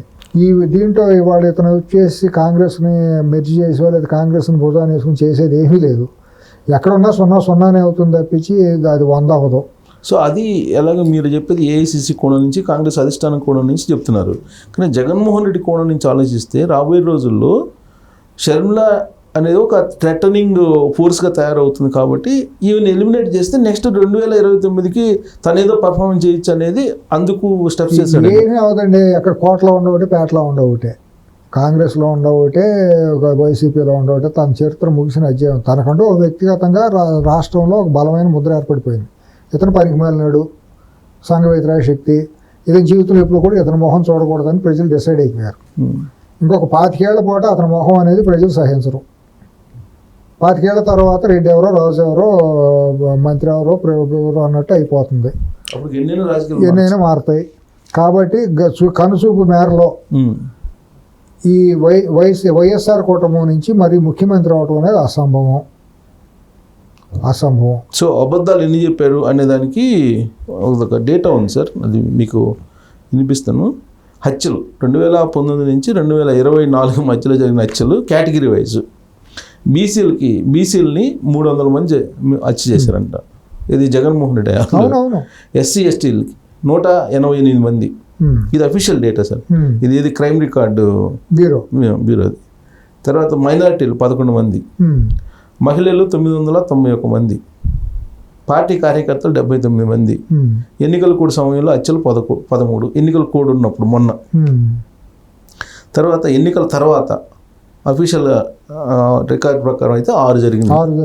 టోటల్గా 1588 హత్యలు ఈ జరిగినాయండి. కాకుండా వైసీపీ వాళ్ళు ఎస్సీలు, ఎస్టీలు, మైనారిటీలు, బీసీల మీద పడి లాక్కున్న ఆస్తులు, బలవంతంగా ఆక్రమించిన ఆస్తులు, కూలగొట్టిన ఆస్తులు, ఆ కేసులు కొన్ని ఇంకా వేలలో ఉంటాయండి. అంటే అక్రమ కేసులు భూములు బలవంతంగా వెళ్ళిపోయి ఆక్రమించేసుకుంటాం, బలవంతంగా రాయించేసుకుంటాం. అసలు హృదయ విదారకం కదా. కొంతమంది పేదల బాధలు ఏంటంటే ఆ రోజుల్లో కొంతమంది ఊళ్ళో వదిలిపెట్టి బళ్ళారీను అటు చింతామణి కర్ణాటక పారిపోయారు కదా, రాష్ట్రంలో ఉండలేక. రాయలసీమ జిల్లాల నుంచి లేదా పల్నాడు జిల్లాల నుంచి, ఇప్పుడు గుంటూరు జిల్లా పల్నాడు ప్రాంతం, ఈ ప్రాంతం ఫ్యాక్షన్ జోన్ కదా ఎక్కువ. వీళ్ళందరూ కూడా తాకిడి తట్టుకోలేక వెళ్ళిపోయారు. ఈవెన్ కోస్తా జిల్లాలో, గోదావరి కృష్ణా జిల్లాలో కూడా చాలామంది హైదరాబాద్కి మైగ్రేట్ అయిపోయారు. బతకలేక, అక్కడ ఉన్న పరిస్థితులు తట్టుకోలేక, తలెత్తుకోలేక, అవమానాలు రకరకాలుగా ఎందుకు లేపు గొడవ అని చెప్పి ఉన్న పొలాలను సెంటు కొంట ఉండేది కౌలుకి ఇచ్చుకుని ఏదో చేసుకుని వచ్చేసారు. ఇప్పుడు కదా కొద్దిగా గాలి పీల్చుకుని మళ్ళీ మన ఊళ్ళో వెళ్దామనే ఆలోచన ఇప్పుడు మాకు కుదురుతుంది అందరికీ. దుర్మార్గమైన పాలన చేశాడు కదండి. చేసేసి ఇంకా కళ్ళు మూసుకుని కబోదిలాగా ఏదో ప్రతివతలాగా, ఏదో ప్రతివతకైనా పరమాణం ఉండితే ఇంకా ఇదైపోయినట్టు వాళ్ళ ప్రతివత కబుర్లు చెబితే ఎవరంటారండి? దొంగేడుపులు ఎడితే జనాలకు తెలియదు వేడి ఏడుపులు, దొంగేడుపులో ఏమేడుపులో నీ నిజాయితీ ఎంత ఉంది, పేదల పక్షాన లేకపోతే నిజంగా జరిగిన హత్యలు ఉన్నదా కాదా ఆ మాత్రం ప్రజలకు తెలియదా? సొంత కిరాయి మీడియాలో పెట్టుకుని ఇష్టానుసారం సురంకలంగా విషయం చెబితే జనాలు నమ్ముతారా? నీ ఆ సైకో మనస్తత్వం ఉండాలి, 10 మంది వింటారు. విఘ్నులైన వాళ్ళు ఎవరు వినరు. చివరికి నాన్న పులి అన్నట్టు నీ బతుకైపోయింది. ఎవరు నిజంగా రేపు పొద్దున పులి వచ్చి మింగేసినా నేను కాపాడేవాళ్ళు ఎవరు లేరు. చాలా పరిస్థితి వచ్చింది. ఇప్పుడు వచ్చింది. పొరపాటు నిజం చెప్పినా లేదు, అయిపోయింది. కళ్ళారు కూడా అబద్ధాలు చెప్తుంటే ఇన్ని రోజులైన ప్రజలు పరిస్థితి ఉండదు. ఏంటంటే అసెంబ్లీ ముందు సీఐని పట్టుకుని ఇష్టానుసారం మాట్లాడుతుంటే అసలు ముడితో నవ్వాలి, నోటితో కాదు నవ్వేది, ముడితో నవ్వుతారు జనం. మామూలుగా మాట్లాడాలంటే పక్కా భాషలో, గ్రామీణ భాషలో. నేను తెలుగు రైతు బిడ్డగా, ఒక తెలుగు గ్రామీణ స్థాయి నుంచి వచ్చిన వ్యక్తిగా నేను మాట్లాడాలంటే అతని మాటలు చూసి జనాలు నోటితో నోట్లో ముడితో నవ్వుతున్నారు. అది. సో ఇప్పుడు ఆయన శ్వేతపత్రాన్ని విడుదల చేస్తున్నారు సార్ అసెంబ్లీలో. సమాధానం చెప్పాల్సినటువంటి బాధ్యత జగన్మోహన్. కానీ ఈయనేమో ఢిల్లీ వెళ్ళాడు, ఇప్పుడేమో గవర్నర్ని కలుస్తున్నాడు. మరి రేపు ఎల్లుండి అసెంబ్లీకి వస్తాడో రాదో తెలియదు. కానీ రఘురామకృష్ణరాజు మాత్రం వస్తానని ప్రామిస్ చేశాడంట. మరి ఏదో అతను సెటైర్గా మాట్లాడండి. రఘురామకృష్ణరాజు కూడా ఊరిని సెటైర్గా ఏడిపించాడని. ఇప్పుడు ఏంటంటే మూలిగా నాకు మీద తాటికే పడ్డట్టు నిజంగా సిగ్గుశరం ఉండాలి. ఏంటంటే రఘురామకృష్ణరాజుని కళ్ళలో కళ్ళు పెట్టి చూడాలంటే సిగ్గుతో తలంచుకోవాలి మామూలుగా, అంతే కదా. వెళ్ళి భుజం మీద చేసి ఏమయ్యా జగన్ అన్నాడు, సార్ అని కూడా అన్నా. అతని జీవిత చరిత్రలో ఎవరన్నా ఏకవచనంతో మాట్లాడిన వాళ్ళు ఉన్నారా మొన్న 5 ఏళ్ళు? ఒప్పుకోడు కదా. అటువంటిది వెళ్ళిపోయి భుజం మీద చేసి హాయ్ జగన్ ఏమయ్యా ఇది అని లెక్క లేకుండా మాట్లాడాడు. అంటే నువ్వు నాకు ఇంటర్వ్యూతో సమానం అన్నట్టు చెప్పినాడు కదా ఆయన భాషలో, అదే అంటుంటాడు. అంతే కదా. ఇప్పుడు సమాజం వేరుగా చూస్తుంది తప్పుగా. నా వ్యక్తిగత అంచనా అయితే రఘురామకృష్ణరాజు నువ్వు నాకు ఒక ఇంటర్వ్యూతో సమానం. ఇంకా మరి ముతక భాషలో, గ్రామీణ భాషలో, మా కృష్ణా జిల్లా మా గ్రామాల్లో మాట్లాడే నువ్వు ఒక కుంటి ఇంటర్వ్యూతో సమానం అని చెప్పినట్టే. ఏవో ఏంటి నువ్వు భుజమే చేసి నువ్వు మాజీ ముఖ్యమంత్రి గుండో నాకేంటి సింగనాథం అన్నట్టు హేళన చేశాడు. అక్కడ అసెంబ్లీ సాక్షికి హేళన చేశాడు. కానీ విచిత్రంగా ఏంటంటే వాళ్ళిద్దరూ అంత జనరల్గా వైరం అన్నట్టుగా ఉంటుంది కదా, 100% కదా. రఘురామకృష్ణరాజు పడింది అవమానం. తను పుట్టిన తర్వాత తనకుండా ఆర్థిక వనరులతో తన తాతగారు ఒక పెద్ద ఇండస్ట్రియలిస్ట్ విజయవాడలో ఉండటం వలన ఏ పంతులు కూడా కనీసం చేయి మీద కొట్టి కూడా ఎరగడం. ఆర్థోడాక్స్ ఫ్యామిలీ కదా వాళ్ళది. కాదు ఏంటి పంతులు కూడా మరి రాజుగారి మానవుడు, మరి పెద్ద పారిశ్రామికవేత్త జిఎస్ రాజు గారి మానవుడు, మరి పెద్ద ఇది మరి తప్పు చేసినా కూడా మురిపంగానే ఉంటుంది కదా. అంత ముద్దులుగా పెంచుకున్న చిన్నప్పటి నుంచి పెరిగిన వ్యక్తి తనకి ఎదురు లేకుండా ఏ మాట పడితే కూడా తనకి ఇష్టానుసారమే మంచిగా ఉన్నా కూడా తను ఆడింది ఆట పాడింది పాటగా పెరిగిన వ్యక్తి అతను. అటువంటి వ్యక్తిని గొడ్డును బాధినప్పుడు తనకు అవమానం ఉండదు. ఒక రాజులుగా ఉన్నత వర్గాల్లో పుట్టిన మనిషికి, ఏ మనిషికి అని కులానికి అప్రస్తుతం అన్నీ ఉంటాయి కదా. పేదనైనా అంతే బాధ ఉంటుంది కదా. అవకాశం వాళ్ళకు ఉండకపోవచ్చు. దేవుడి దురదృష్టవశాత్తు ఏంటంటే పేదవాడి బాధ ఎప్పుడు కూడా గుండెల్లో భరించాల్సిన పరిస్థితి వస్తుంది. ఎందుకంటే ఆర్థిక పరిస్థితుల్లో, సామాజిక పరిస్థితుల్లో పేదవాడి బాధ ఎప్పుడు వర్ణాతీతం అట గుండెల్లో విశ్లేషకి ఏడవటం తప్పించి వెంటిలేషన్కి అవకాశం లేదు. కానీ ఇప్పుడు అతనికి ఒక అంత ఇది వచ్చినప్పుడు గొడ్డును బాధినట్టు అవమానం చేసి ప్రాణాపాయ స్థితికి తీసుకెళ్ళి ఏదో ఆయన భార్య మేడలో మంగళసూత్రాలు పశువుంగాలు దేవుడు సలగా చూడబట్టి ఆయన తల్లి ఏదో అతను కన్నట్ట వేళ విశేషం మంచిది కాబట్టి బతికి బయటపడ్డాడు. లేకపోతే అవుటే కదా. అంతే కదా. ఓపెన్ హార్ట్ సర్జరీ చేసి మీద కూర్చుని అట్ట ఎక్కి దొక్కినప్పుడు అతను బయటపడటం అంటే నిజంగా పిల్లల్లోనూ పెళ్ళాము అదృష్టమే మరి అతను బయటపడటం. అటు వెళ్ళి నిన్న నా ఉద్దేశం అయితే మాత్రం కొట్టితనంగా హేళన చేశాడు. ఒరే నీ బతికింతేరా, నువ్వు ఎంట్రుతో సమానం, నువ్వు రా రోజు నిన్ను ఇట్టాయి నీ బతుకంతా మేము ఇట్టాగే హేళన చేస్తాం, నీ పక్కనే కూర్చుంటా, పక్కనే సీట్ ఇవ్వమన్నాడు. అంటే రోజు ఏడవుతాం, నన్ను చూడాలంటే నువ్వు ఏడవాలి. ఇది సింపుల్గా చెప్పాలంటే కోస్తా జిల్లాలో, గోదావరి జిల్లాలో వెటకారంతో చంపేయటం, రోజు పొడిచి కుమ్మి చంపేయటం అంటారే అది. కానీ అతనిలో అసలు కనీసం ఏ మాత్రం వేరియేషన్ లేకుండా మాట్లాడేటట్టు ఏముండదండి. అతను అన్ని ఓడి చేశాడు. మానసికంగా అతనికి దౌర్బల్యం ఉందండి. అతనికి ఉచ్చి నీచాలు తెలియవండి. ఏదో యాక్సిడెంటల్గా జాతకంలో స్టార్స్ ఉన్నాయి కాబట్టి I believe strongly astrology and I respect it. దాన్ని దాటి మనం ఎవరు వెళ్ళలేం. ఏ జీవితాలైనా కూడా ఆ విధిలిఖితం అంటే అస్ట్రాలజికల్గా నేను చాలా బలంగా ఇది బలమైంది. స్వర్గీయ రోసి గారు చాలా సందర్భాలు ఆయన ప్రమాణ స్వీకారం ఎవరికండి అర్భకుడుగాను అనామకులు చాలా మంది ఉన్నత పదవులు వచ్చిన చరిత్రలోనండి. మహామోహులు అనుకున్న మేధావులు అందరూ కూడా కేర్ ఆఫ్ లేకుండా ఒక పిచ్చోళ్ళలాగా రోడ్డు మీద పడిపోయిన అవమానాలు పడి ఉన్నాయండి. ఎవరో గొప్ప కాదండి. అస్ట్రాలజికల్గా అతనికి ఏదో పూర్వజన్మను బట్టి వచ్చిన అవకాశం వచ్చింది, ఒకసారి అయ్యాడు. ఏదో పొడిచేస్తాడు అనుకుంటే చివరికి ఏదో సమాజాన్ని ఇది అన్నింటినీ ఇది చేశాడు. ఏదో గొప్ప పోటుగాడని ఏనుగు కంబారి ఎక్కిస్తా అంటే ఊరు బయట కారణం గారి తోటి దగ్గర ఆగేదో చేశాడని ఊళ్ళో సామెతలు చెబుతారు అనమాట. అట్లాగే ఈ పోటుగాడు పోటుతానంటే జనాలకు తెలిసిపోయింది. ఈ పోటుగాడు కాదు, ఏమి కాదు, ఇది పెద్ద కేతిగాడు అనేది తోలు బొమ్మలో కేతిగాడు లాగా మిగిలిపోయాడు. కామెడీ పీస్ ప్రసక్తే లేదు. బయటకు వస్తే నవ్వుతారు జనం, వస్తారు.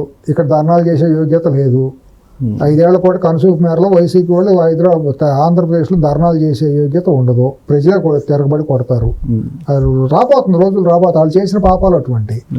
కాబట్టి ఇక ఏమీ లేదు. ఇక్కడ బతుకంతా నానా పూలు అన్నట్టు చివరికి అట్ట ముగియాల్సిందే. సో అది ఆంధ్రప్రదేశ్ చరిత్ర, అంతే రాజకీయ చరిత్ర. తెలంగాణకు వచ్చేటప్పటికి కేసీఆర్ అటకేలకు అసెంబ్లీలో అడుగు పెట్టారు ప్రతిపక్ష నేతగా. ఏంటది ఎలా చూస్తారు అంటే ఇవాళ ఏదో గవర్నర్ ప్రసంగంలో మాట్లాడే అవకాశం ఏమి ఉండదు కాబట్టి ఊరిని అటెండెన్స్ వేసుకుని వెళ్ళిపోతాడండి. అతను మళ్ళీ రాడు. అతను వచ్చే అవకాశం లేదు. రాడు 100% రాడు. వచ్చి మాట్లాడటానికి అతను మొహం చెల్లదు. అతను చేసిన పాపాలు కూడా అనేకం ఉన్నాయి. ఏమని మాట్లాడతాడు? కాళేశ్వరం ప్రాజెక్టు గురించి ఏం మాట్లాడతాడు? సమాధానం చెబుతాడు. డి అంటే డి అంటానికి ధీటుగా మాట్లాడే రేవంత్ రెడ్డి ఉన్నాడు వాయిస్. ఆయన అన్ని అవగాహన చేసుకుని ఉంటాడు. కాంగ్రెస్లో కూడా బలంగా ఉంది పార్టీ కూడా. ఇవాళ బీఆర్ఎస్ అనేది పునాదులు కోల్పోయింది. 5-6 కూడా రేపు మాపు మొత్తం 5 మిగిలేదు. చివరికి 5-6 మిగులుతారు. ప్రతిపక్ష హోదా కూడా పోతుంది.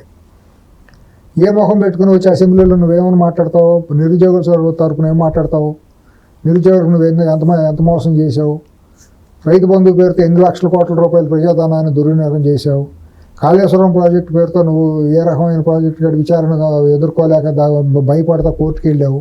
విద్యుత్ కొనుగోలులో రాష్ట్రం యొక్క డబ్బులు ఏ రకంగా దుర్వినియోగం చేసుకుని దాని మీద విచారణ ఇస్తే కోర్టుకు వెళ్తే సుప్రీంకోర్టు మొట్టికేలు ముట్టింది.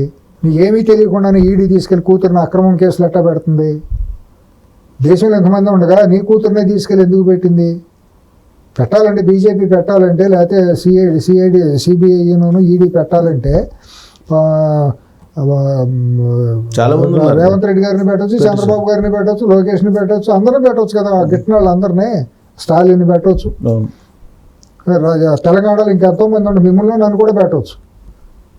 అసలు అంత ఇదైతే మేము చాలా ప్రతిభాతులం, మేము చాలా గొప్ప దేశ సేవకులం, మా కుటుంబం కేవలం తెలంగాణ ఉద్ధరణ కోసమే ఉందంటే మీకు 1,000 కోట్ల రూపాయలు ఎట్టా వచ్చి 1,00,000 కోట్లు ధరణి వల్ల నువ్వు చేసిన లాభం ఏంటి ప్రజలకి?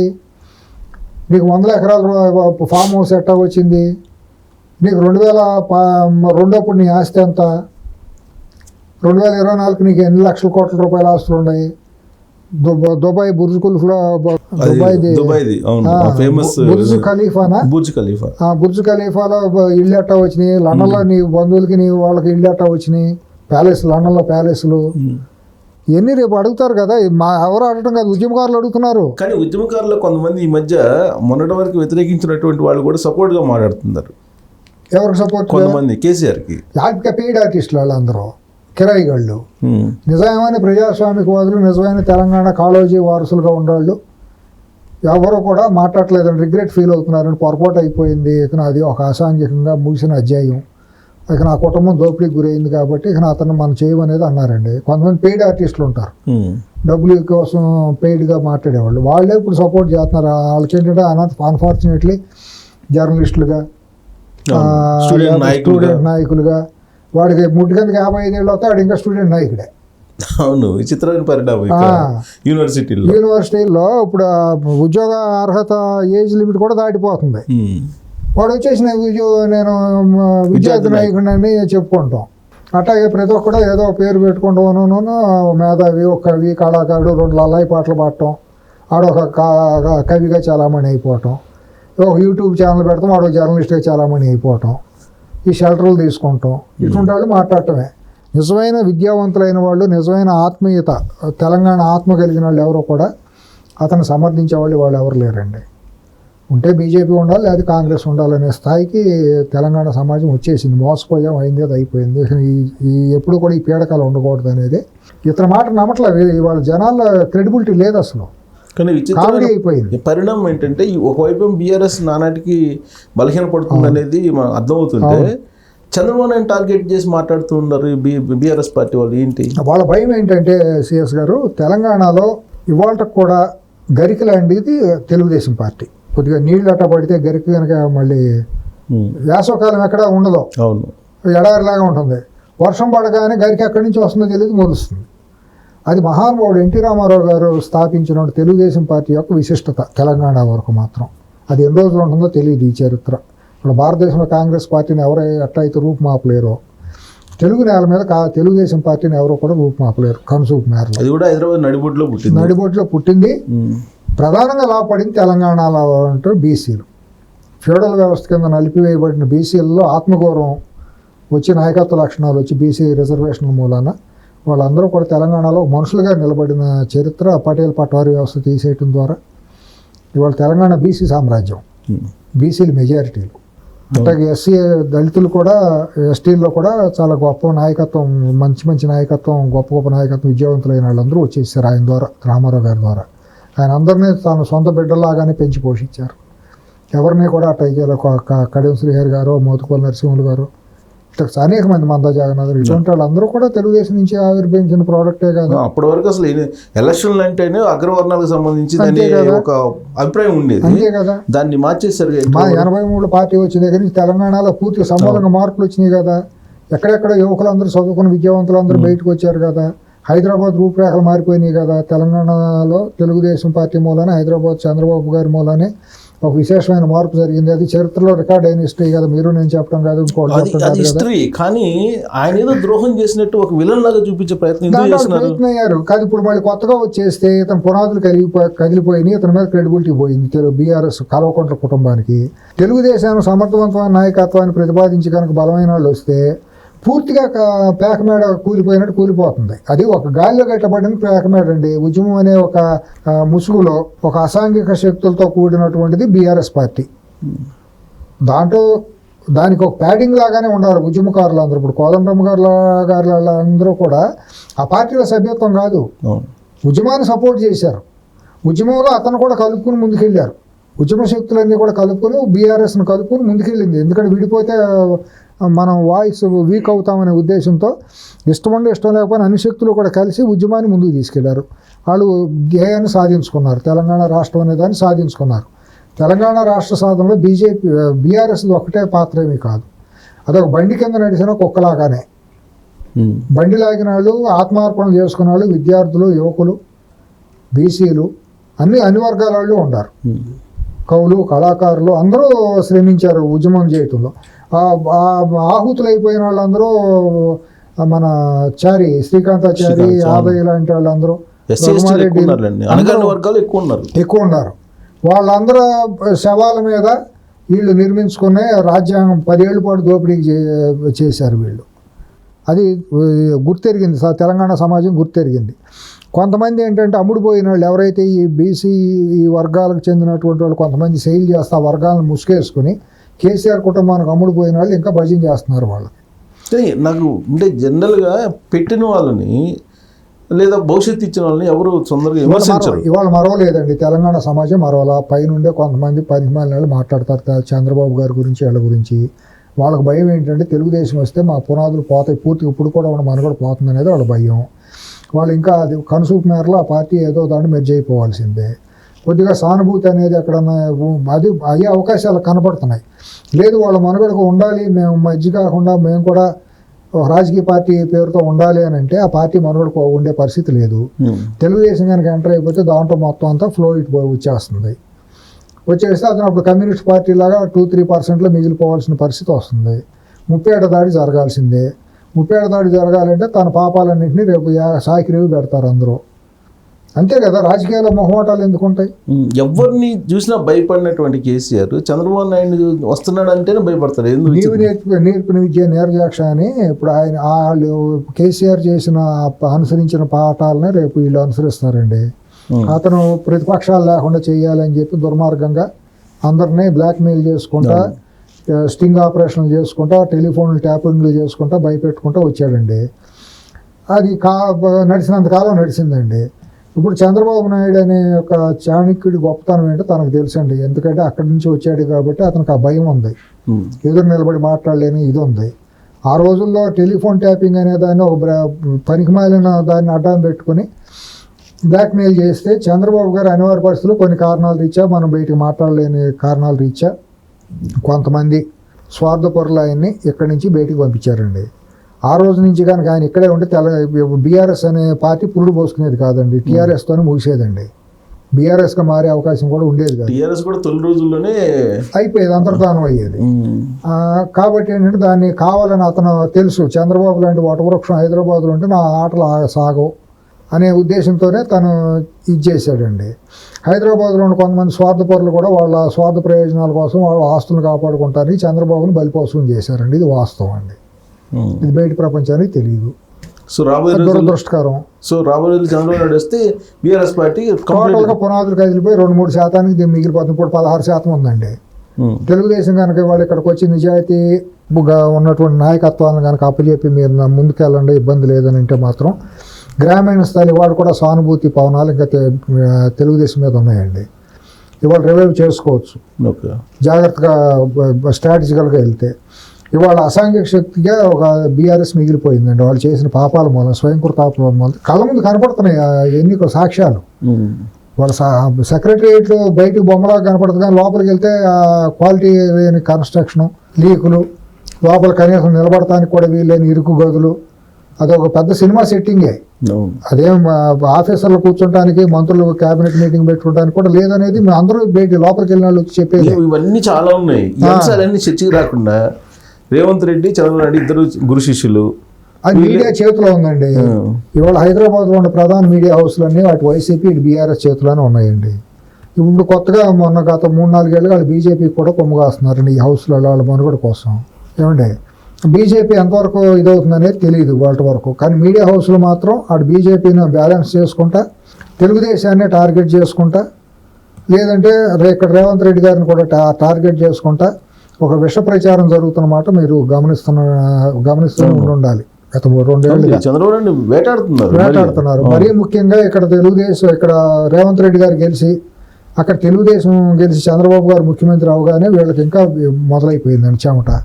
ప్రధానంగా మెయిన్ 2-3 మీడియా సంస్థలు ఉన్నాయండి, ఒక 5-6 ఉంటాయండి లెక్క రాస్తే. మేజర్ అయ్యే ఉంటాయి, ఒక 3 మేజర్గా బ్లూ మీడియా, పింక్ మీడియా అని ఒక 6 సంస్థలు ఉన్నాయండి ప్రధానంగా కొద్దిగా పాపులారిటీ ఉండి జనాదరణ కలిగి. 6 సంస్థలకి కూడా వాళ్ళ వెన్నులో వణుకుగా ఉందండి. వాళ్ళ మీద ఆధారపడే బీఆర్ఎస్ కానీ వైసీపీ కానీ నడుస్తున్నాయండి. వాళ్ళకి ఎక్కడ పేకమేడలా కూలిపోతాయో అనే వాళ్ళ సామ్రాజ్యాలకు ఎక్కడ ఆడడం వస్తుందనే భయంతో వీళ్ళిద్దరిని బ్లాక్మెయిల్ చేస్తున్నారండి, ఇటు రేవంత్ రెడ్డి గారిని, అటు చంద్రబాబు గారిని.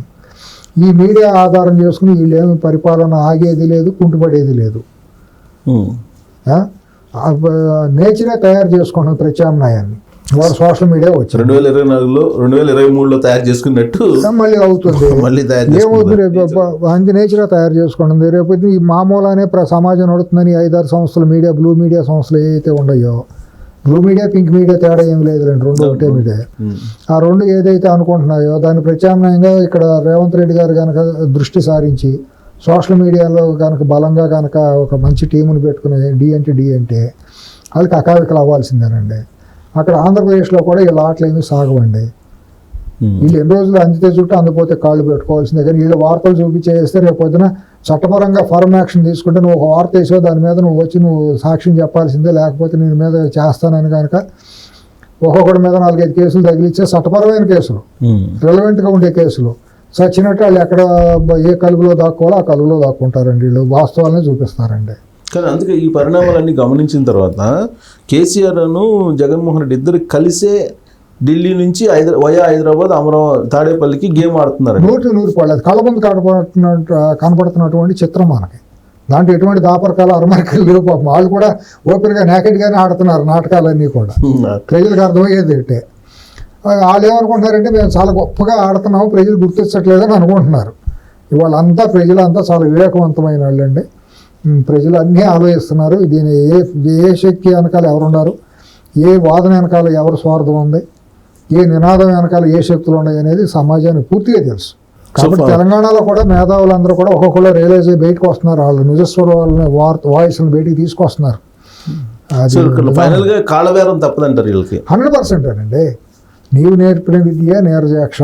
వాళ్ళు ఏదైతే బాటలో వేసారో అదే బాటలో ఇప్పుడు వచ్చిన వాళ్ళు వస్తారు. వీళ్ళ నిజ శైలి ఏంటంటే అందితే జుట్టు అందకపోతే కాళ్ళు అనేది వాళ్ళ చరిత్ర చెబుతుంది. మనం కొత్తగా చెప్పాల్సిన పని లేదు. ఇప్పుడు నేను పుట్టిన దగ్గర నుంచి నేను ఇవాళ ఏంటి అనేది నా చరిత్ర ఉంటుందండి. నేను దాచుకుంటే దాచేది కాదు. నేనేం చేసుకున్నా, నేను పేజీలు మూసేసుకున్నంత మాత్రాన సమాజాన్ని మూసేయలేను. నేను ఎక్కడ పుట్టాను, నేను ఎట్టా వచ్చాను, నేను ఎట్టా బతికాను అనేది అంటారు, అని తేలుతారు. ఒకసారి వచ్చిన తర్వాత ఆపుతాం సమాజాన్ని. We have to respect it, we have to accept it. ఎందుకు దాచుకోవాలి, ఎందుకు నేను క్యారీ ఫార్వర్డ్ అవుతుంది. 100% చరిత్రను మనం ఎవరు ఆపలేమండి. మనం చరిత్రలో భాగమై ముందుకు నడవాల్సిందే తప్పించి మనం ఏ రకంగా ఉన్నామనేది సమాజంలో వస్తుంది. కాబట్టి వీళ్ళు చేసుకున్నవన్నీ కూడా పాపాల చిట్ట. చిత్రగుప్తుడు కూడా చాలా వీళ్ళు చేసిన పాపాలు చిట్టా రాయాలంటే అన్ని పాపాలు చేశారు ప్రజాస్వామ్యాన్ని అడ్డా పెట్టుకుని. దానికి తగ్గట్టు ప్రతిఫలం అనుభవించి తీరాల్సిందే. Nature will give the correct result, nature will correct them appropriately. So ఇప్పుడు అధికార పార్టీకి వచ్చేటప్పటికి నామినేటెడ్ పోస్టులు ఇవ్వడంలోనే కొంచెం తడబడుతున్నారుగా. ఇక్కడ కాంగ్రెస్ అలానే ఉంది, అక్కడేమో తెలుగుదేశం పార్టీ అలానే ఉంది. పొరపాట్లు జరిగినాయండి. ఇక్కడ కూడా మొన్న నామినేటెడ్ పోస్టులో కొద్దిగా బీసీలని విధిగా అన్ని వర్గాలని తీసుకోలేదు అనేది బీసీల్లో నేను ప్రత్యక్షంగా విన్నమాట వాస్తవం అండి. మన కార్పొరేషన్లో 35 కార్పొరేషన్లో కూడా బీసీ సామాజిక వర్గాలకు చెందిన వాళ్ళు మాకు ఇవ్వలేదు, సముచిత ప్రాధాన్యత ఇవ్వలేదు అనేది తప్పు జరిగిన మాట కాంగ్రెస్లో నుండి వాళ్ళు కూడా అన్నారండి. మరి అంతర్గతంగా వాళ్ళు ఎటువంటి ప్రయారిటీ ఇచ్చుకున్నారో మరి ఏంటో దాని హైకమాండ్ లేకుండా వాళ్ళు ఇవ్వలేరు కదా. పడింది. ఇప్పుడు కార్పొరేషన్ చైర్మన్లు ఇవ్వాలన్నా కూడా ఒక ఏకపక్షంగా రేవంత్ రెడ్డి గారు ఒక్కళ్ళే ఇచ్చే అవకాశం ఉండదు కదా, అది జాతీయ పార్టీ. మరి దాని వెనకాల ఏం జరిగిందో వాళ్ళ వ్యూహం ఏంటో మనకు తెలియదు. కార్పొరేషన్లో మాత్రం కొన్ని పొరపాట్లు జరిగినాయి అనే భావం వ్యక్తం అవుతుంది.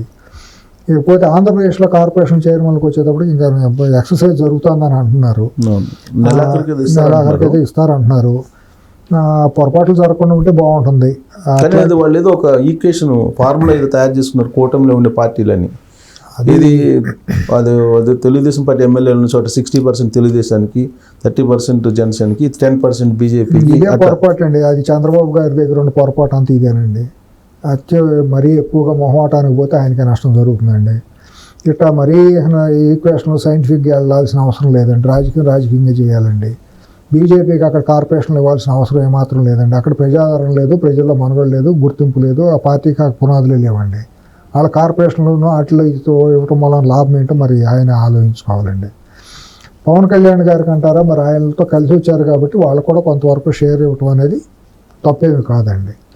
మరి సైంటిఫిక్గా ఎమ్మెల్యే ఉన్న చోట ఇక్కడ, అది ఉన్న చోట ఇక్కడ అనేది కుదరదండి. రాష్ట్రాన్ని ఒక యూనిట్గా తీసుకుని, సామాజిక వర్గాలను ఒక యూనిట్గా తీసుకుని వేయాలి తప్పించి కాన్స్టిట్యున్సీని యూనిట్గా తీసుకుని కార్పొరేషన్ చైర్మన్లోనూ ఇటువంటి వేయటం కుదరదండి. 175 నియోజకవర్గాలు ఉంటాయి అక్కడ. కార్పొరేషన్లు ఎన్ని ఉంటాయండి? 50-60 ఉంటాయి. దాన్ని ఏ రకంగా బేరీ చేస్తారు? మీ ప్రయారిటీలు, మీ పార్టీ ప్రయారిటీలు ఏదో లిస్టు తీసుకోవాలి, వాళ్ళలో ఒక 1, 2, 3, 4 కేటగిరీ చేసుకోవాలి. ఫస్ట్ బ్యాచ్లో వీళ్ళకి ఇద్దాం, సెకండ్ బ్యాచ్లో వీళ్ళకి ఇద్దాం అనేది ఉండాలి తప్పించి మరీ టూ సైంటిఫిక్గా వెళ్తే మాత్రం అయ్యవారిని చెప్పితే కోతి అవుతుందండి 100%. అది వాళ్ళ అంతర్గత పార్టీ. వాళ్ళు ఏదో ఒక ఈక్వేషన్ అయితే వాళ్ళ అఫీషియల్ గానే బయటకు వచ్చింది తెలుగుదేశం పార్టీ నుంచి. అది బూమరాంగ్ అవుతుంది, అది సక్సెస్ కాదండి. అది రాజకీయంగా చేయడం కూడా కరెక్ట్ కాదు, నా వ్యక్తిగత అభిప్రాయం. అది వాళ్ళ పార్టీ అంతర్గతమైన అంశం అనుకోండి. వాళ్ళు ఏదో ఒక ఫార్ములా తయారు చేసుకున్నారు, మరి కొంచెం అటు విమర్శించడం కాదు కానీ అంత మరీ అంత సైంటిఫిక్గా వెళ్ళకూడదండి. ఏదో వెళ్ళిపోవాలి. ఇచ్చేవాడు ఎప్పుడు కూడా ఏడిసేవాళ్ళు ఎప్పుడు ఉంటారండి. అది అసంతృప్తివాదులు, నిరంతర అసంతృప్తివాదులు ఉంటానే ఉంటారు. అందరినీ సాటిస్ఫై చేయడం ఎవరి వల్ల కాదు. అట్లా మరీ తక్కిట్లో పెట్టి వేసుకుని మరీ తూకం పెట్టుకుని అన్ని పంచుతామంటాం కూడా అసంభవం అండి. ఫస్ట్ ఫేజ్ ఏదో త్యాగం చేసిన వాళ్ళకి తప్పకుండా ఇవ్వాలి. త్యాగంలో ఎవరనేది మనకు తెలియాలి. త్యాగం హైదరాబాద్ లో కూర్చొని సన్ఫ్లవర్ లాగా వెళ్ళిపోయి ఇప్పుడు అక్కడ, లేకపోతే 5 ఏళ్ళు పారిపోయి ఎక్కడెక్కడో దాక్కుని ఇప్పుడు వెళ్ళిపోయి మేము త్యాగదనం అని చెమట చూపించే వాళ్ళు వస్తే మాత్రం తప్పు అవుతుంది. ఇప్పుడు అందరూ త్యాగదనులు అనుకుంటా. అదే మరి అట్టాగే అయింది. ఇప్పుడు మొత్తం అంతా వాళ్ళే అయిపోయారు అక్కడ చుట్టుపక్కల. నిజంగా జెండా మోసిన వాళ్ళు, ప్రాణాలు పోగొట్టుకున్న వాళ్ళు, కేసులు పెట్టుకున్న వాళ్ళు, పార్టీ మారకుండా నిరంతరం పార్టీ కోసం శ్రమించిన వాళ్ళు, సోషల్ మీడియాలో కేసులు పెట్టుకుని ఒక జర్నలిస్టులుగా లేకపోతే ఒక సొంత ఇది చేసుకుంటా డి పోరాడిన వాళ్ళు ఉన్నారండి. మరి వాళ్ళందరినీ ఎట్లా చేస్తారనేది చూడాలి. వాళ్ళు కాకుండా కొంతమంది బ్రోకర్లు ఉన్నారండి హైదరాబాద్లోనూ. అక్కడ కూర్చొని పవర్ బ్రోకర్స్ వాళ్ళు వెళ్ళిపోయి ఇప్పుడు వాళ్ళ అడవుడు ఎక్కువైపోయిందండి. చైర్మన్షిప్లు మాకు కావాలి, అవి కావాలి, ఇవి కావాలని మొదలైపోయినాయండి. వాళ్ళదే ఎక్కువ ప్రమాదకంగా ఉంది. పార్టీ ఆఫీసులో కూడా, తెలుగుదేశం పార్టీ ఆఫీసులో కూడా వాళ్ళే ఉన్నారు. పవన్ కళ్యాణ్ గారి దగ్గర కూడా కొంతమంది వాళ్ళు వెళ్ళారు అనేది తెలుస్తుందండి.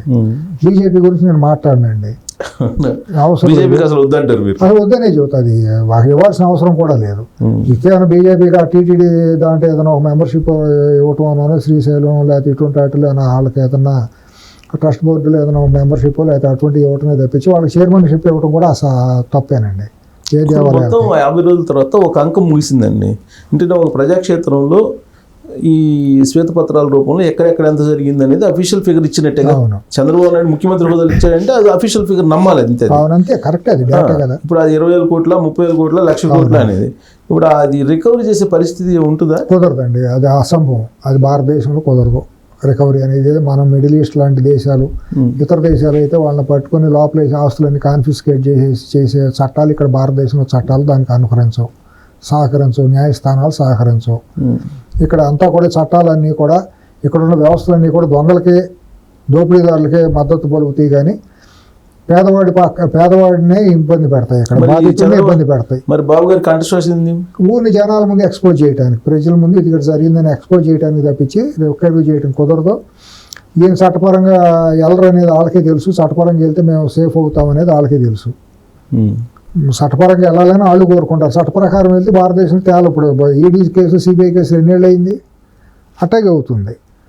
కాబట్టి ఈ చట్టపరిధి అనేది ఉండకూడదండి. కాన్ఫిస్కేట్ చేయటం అనేది ఇక్కడ భారతదేశంలో లేదండి. సో రికవరీ అనేది ఉండదు, 100% ఉండదు. ఓన్లీ చెప్పుకోవటానికే. ఇక్కడ భారతదేశంలో వాళ్ళ మనుగడలో ఉన్న చట్టాలన్నీ కూడా పేదవాడిని ఇబ్బంది పెట్టడానికి, ఉన్నత వర్గాలని, అధికారంలో ఉండే దోపిడీ దొంగలందరికీ కాపాడటానికి మాత్రమే ఉన్నాయని ఇప్పుడు వరకు జరుగుతున్నటువంటి చారిత్రక వాస్తవాలు సత్యాలు రికవరీ చేసిన సందర్భాలు ఎక్కడ ఎక్కడా లేవు. వీలైతే వాళ్ళకి రెడ్ కార్డు పెట్టేసి లండన్ దేశాలు పారిపోవడానికి కూడా వెసులుబాటు కల్పిస్తున్నారు. వెళ్ళారుగా, వెళ్ళారు, వెళ్తారు కూడా. కింగ్ ఫిషర్ మాలియా లాంటి ఒకళ్ళే ఉంది, అందరూ వెళ్తారు. కాబట్టి ఇప్పుడున్న భారతదేశంలో ఈ చట్టాలన్నీ కూడా పేదవాడిని మరింత కట్టడి చేసి పేదవాళ్ళల్లో తిరుగుబాటు రాకుండా చేయటం కోసం, ఉన్నవాడిని కాపాడటం కోసం, ఈ దొంగలను కాపాడటం కోసం మాత్రమే ఇవాళ చట్టాలు, వ్యవస్థలు అన్ని ప్రధాన వ్యవస్థలు. అంటే నేను వ్యవస్థలు ప్రత్యేకంగా మాట్లాడితే రేపు కంటెంప్ట్ అని అన్ని వస్తాయి, ఇంక్లూడ్ అవ్వాలి కాబట్టి ఇవన్నీ ఉంటాయి. ఇందాక మనం అనుకున్న దాంట్లో తెలుగుదేశం పార్టీ గురించి నేను చేసే సూచన ఏంటంటే, పార్టీతో సంబంధం లేని వాళ్ళు, ఓన్లీ పార్టీ హెడ్ ఆఫీస్లో కూర్చొని భజనలు చేసిన వాళ్ళు, పైరువీలు చేసేవాళ్ళు ముందు వరుసలో వచ్చి చేరుతున్నారు. వాళ్ళని ఎట్టి పరిస్థితుల్లోనూ టాలరేట్ చేయకూడదు. క్షేత్రస్థాయిలో పనిచేసిన వాళ్ళు, క్షేత్రస్థాయిలో సఫర్ అయిన వాళ్ళు, వాళ్ళకి మాత్రమే ఫస్ట్ విడతలో మాత్రం ఇవ్వాల్సిందే. చూద్దాం సార్, ఈసారి ఎంపిక బహుశా నేను అనుకోవటం యువగలం సందర్భంగా ఇప్పుడు ఈ రెడ్ బుక్ లాగానే ఆయన ఇంకో బుక్ కూడా మెయింటైన్ చేశారు. తప్ప మంచిదే కదా, పార్టీకి ఎవరెవరు చేశారు అనేది, వాళ్ళందరికీ న్యాయం జరిగిద్ది అనే ఒక ఆశ అయితే జరిగి తీరాలండి. జరిగితేనే పార్టీ కూడా మనుగడ ఉంటుంది. 10 ఏళ్ల పాటు పార్టీ పునాదులు బలపడతాయి, తనకు కూడా నాయకత్వం అనేది బలపడుతుంది. అటా అని ఆ ముసుగులో అవకాశవాదులను, అర్బకులు, ఇటువంటి వాళ్ళు వచ్చి కనుక అసాంఘిక శక్తులు మళ్ళీ కొంతమంది కొన్ని పేర్లు వస్తున్నాయి. సిబిఐ కేసులు ఉన్నవాళ్ళు, అసాంఘిక కార్యకలాపాలు చేసిన వాళ్ళు, వాళ్ళ పార్టీ షెల్టర్ తీసుకుని కొంతమంది తయారైపోయారు. ఆ పేర్లు మనం మాట్లాడితే బాగా ఆల్రెడీ ప్రధానమైన మెయిన్ మీడియాలో వస్తున్నాయి. ఆ వ్యక్తుల గురించి ఆ జిల్లాల్లోకి వెళ్ళినా కూడా చాలా దారుణంగా చెబుతున్నారు. ఒకళ్ళు కూడా పాజిటివ్గా చెప్పటంలా, ఆ చెప్పని వాళ్ళందరినీ వీళ్ళు చేరదీస్తున్నారు. అది చాలా దుర్మార్గం, దురదృష్టకరం. ఆ పేర్లు చెప్పడం అనేది పద్ధతి కాదు, సంస్కారం కాదు. కాబట్టి నేను మాట్లాడట్లేదు. పార్టీ ఆఫీసులోనూ వాళ్ళ చుట్టుపక్కల కూడా ఈ అసాంఘిక శక్తులు, ఈ పైరువీకారులు, ఈ బ్రోకర్లే తయారవుతున్నారు. వీళ్ళని కనుక పక్కన పెట్టకపోతే పార్టీకి చాలా నష్టం జరుగుతుంది. వాళ్ళ మూలాన ఒక్క ఓటు కూడా పడదు. ఒక కులం వాళ్ళ వైపు రాదు, ఒక వర్గం వాళ్ళ వైపు రాదు. ఈవెన్ వాళ్ళ ఇళ్ళలో పేడాలు కూడా వాళ్ళు ఓటు లేరు. అటువంటి వాళ్ళందరూ అక్కడ చేరుతున్నారు. వాళ్ళని పక్కన పెట్టేసి వాళ్ళ మూలాన్ని వచ్చే లాభం ఏమీ లేదు. నిఖార్సైన కార్యకర్తలు, నాయకులు, ఆత్మార్పణలు చేసిన వాళ్ళు, ఆస్తులు పోగొట్టుకున్న వాళ్ళు ఎంతోమంది ఉన్నారు. వాళ్ళని పిలిచి గౌరవించి సముచితంగా గౌరవిస్తే, అట్లాగే జనసేన గారు, పవన్ కళ్యాణ్ గారు వాళ్ళు ఇదే అందుకని ఆ స్పాన్ తక్కువ కదా పార్టీ స్పాన్. మొన్న ఎమ్మెల్సీలు కూడా కొంచెం సైంటిఫిక్ గా ఇచ్చుకున్నారు. ఆ పార్టీ స్పాన్ కూడా తక్కువ కదండి, తెలుగుదేశంతో పోల్చలేం కదా. పార్టీ చిన్నది, దాని వయసు కూడా చిన్నది.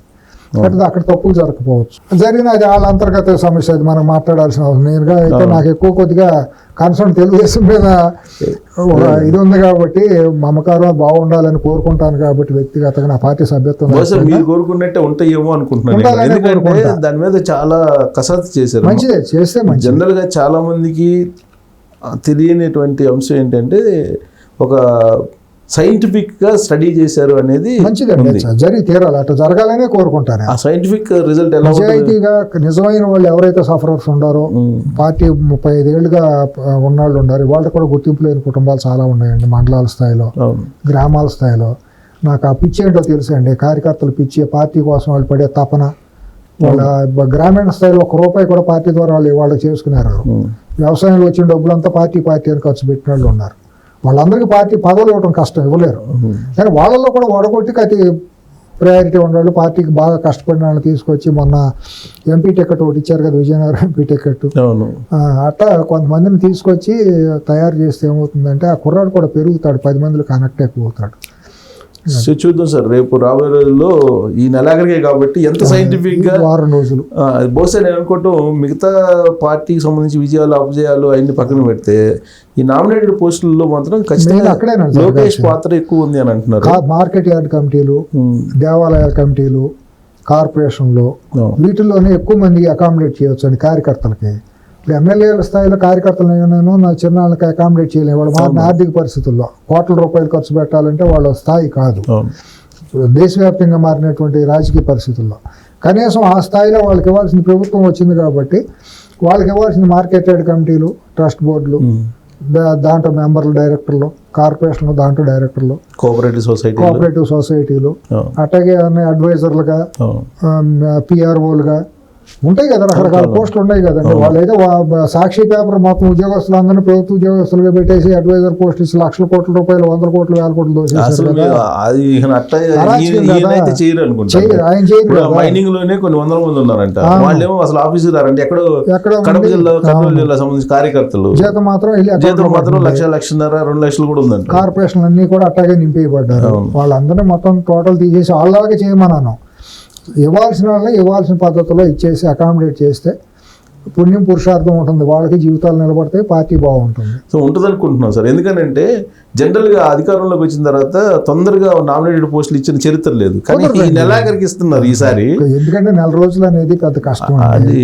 అధికారం వచ్చిన తర్వాత వాళ్ళు ఛాంబర్లు తీసుకుని అన్ని కుదరపడటానికి 15 రోజులు పడుతుంది. గతానికి భిన్నంగా జరిగింది అనుకోవాలి. 2 months అనేది పెద్ద సమస్య కాదు. ఇవ్వాలి. చిన్న చిన్న లోటుపాట్లు ఏంటంటే గతంలో మాట్లాడుకున్నాం కూడా కదా, ఇంపార్టెంట్ అని కొంతమందిని పిలిచి ఒకసారి ఉన్న గెట్ టుగెదర్ పెట్టుకుంటాం అనేది బాగుంటుంది. అది ఇంకా జరగలేదు. ప్రధానంగా ప్రయారిటీ, ఫస్ట్ ప్రయారిటీలో ఉండి కొంతమంది ఇంటలెక్చువల్స్గా, మేధావులుగా, పెద్ద సంఘంలో కొద్ది ప్రముఖులుగా ఉండి కష్టపడిన వాళ్ళు ఉన్నారు. వాళ్ళని కూడా ఒకసారి థ్యాంక్స్ గివింగ్ చెప్పుకుంటే బాగుండేది. బహుశా అసెంబ్లీ అయిపోయిన తర్వాత ఏమైనా ఆలోచిస్తారు. అది డిలే అయిపోయింది. అది ముందుగానే సరిగుండాలి. అసెంబ్లీలు ఇవన్నీ వస్తానుంటాయి, దానికి దీన్ని ముడిపెట్టకూడదు మనం. అది నేనైతే హేతుబద్ధతగా కూడా నేను దానికి అంగీకరిస్తాను. అది ఎప్పుడో జరిగిపోవాల్సిందని. పెళ్ళైన 6 నెలల తర్వాత బ్యాండ్ మేళాల వాళ్ళకి పిలిచి భోజనం పెడితే అట్టాగండి. పెళ్లి జరుగుతున్నప్పుడే లేట్ అయింది, బాగా లేట్ అయింది. కూటమి ప్రభుత్వం కదా. అయితే కూటమి అయితే మీ పార్టీలో మీరు చేసుకుంటానికి ఏమో తెలుగుదేశానికి ఎవరు పవన్ కళ్యాణ్ గారి పర్మిషన్ కావాలా థ్యాంక్స్ చెప్పుకోవటానికి? పవన్ కళ్యాణ్ గారిని చూసి కాదుగా చేసింది, వాళ్ళ పని వాళ్ళు చేశారు, పార్టీలో పని పార్టీ చేశారు. అట్లాగే ఇందాక అనుకున్నట్టు ఏంటంటే వచ్చి 2 నెలలైనా సామాన్యుల మీద కేసులు తీసేస్తున్నామన్న మెసేజ్ కనుక బలంగా వెళ్తే కార్యకర్తల్లో కూడా ఒక ఇది వచ్చేది. ఇటువంటి వాటిల్లో కొన్ని ల్యాప్సెస్ జరిగినాయి. దాన్ని మనం సరి చేసుకోవాల్సింది 2 మాట్లాడదామండి. తప్పులుగా పొరపాటు అయినాయేమో వాటిలో, కానీ 2 నెలల్లో అన్ని జరగాలని కోరుకోవడం తప్పు. 100% తప్పే. ఇప్పుడు జరుగుతుందంటే కొన్ని తెరవనక జరుగుతున్నాయి. వాళ్ళ వరకు వాళ్ళ అసైన్మెంట్లో అవి జరుగుతున్నాయి. అందుకొని ఎవరికి ఎక్కడ నొక్కాలా, ఎక్కడ నొక్కుతున్నారు, ఎక్కడ ఎవరికి ఆడవాళ్ళు ఏడుస్తున్నారు, అన్ని ఏడుపులన్నీ మనకి వినిపించవు కదా. ఎప్పుడో ఒకప్పుడు వస్తాయి. ఇప్పుడు శ్రవణానందకరంగా ఉంటాయి ఆ ఏడుపులన్నీ వినటానికి. తెలుగుదేశం పార్టీ కార్యకర్తలందరూ చాలా శ్రవణానందకరంగా వింటారు. అది ఒక టైం పడుతుంది.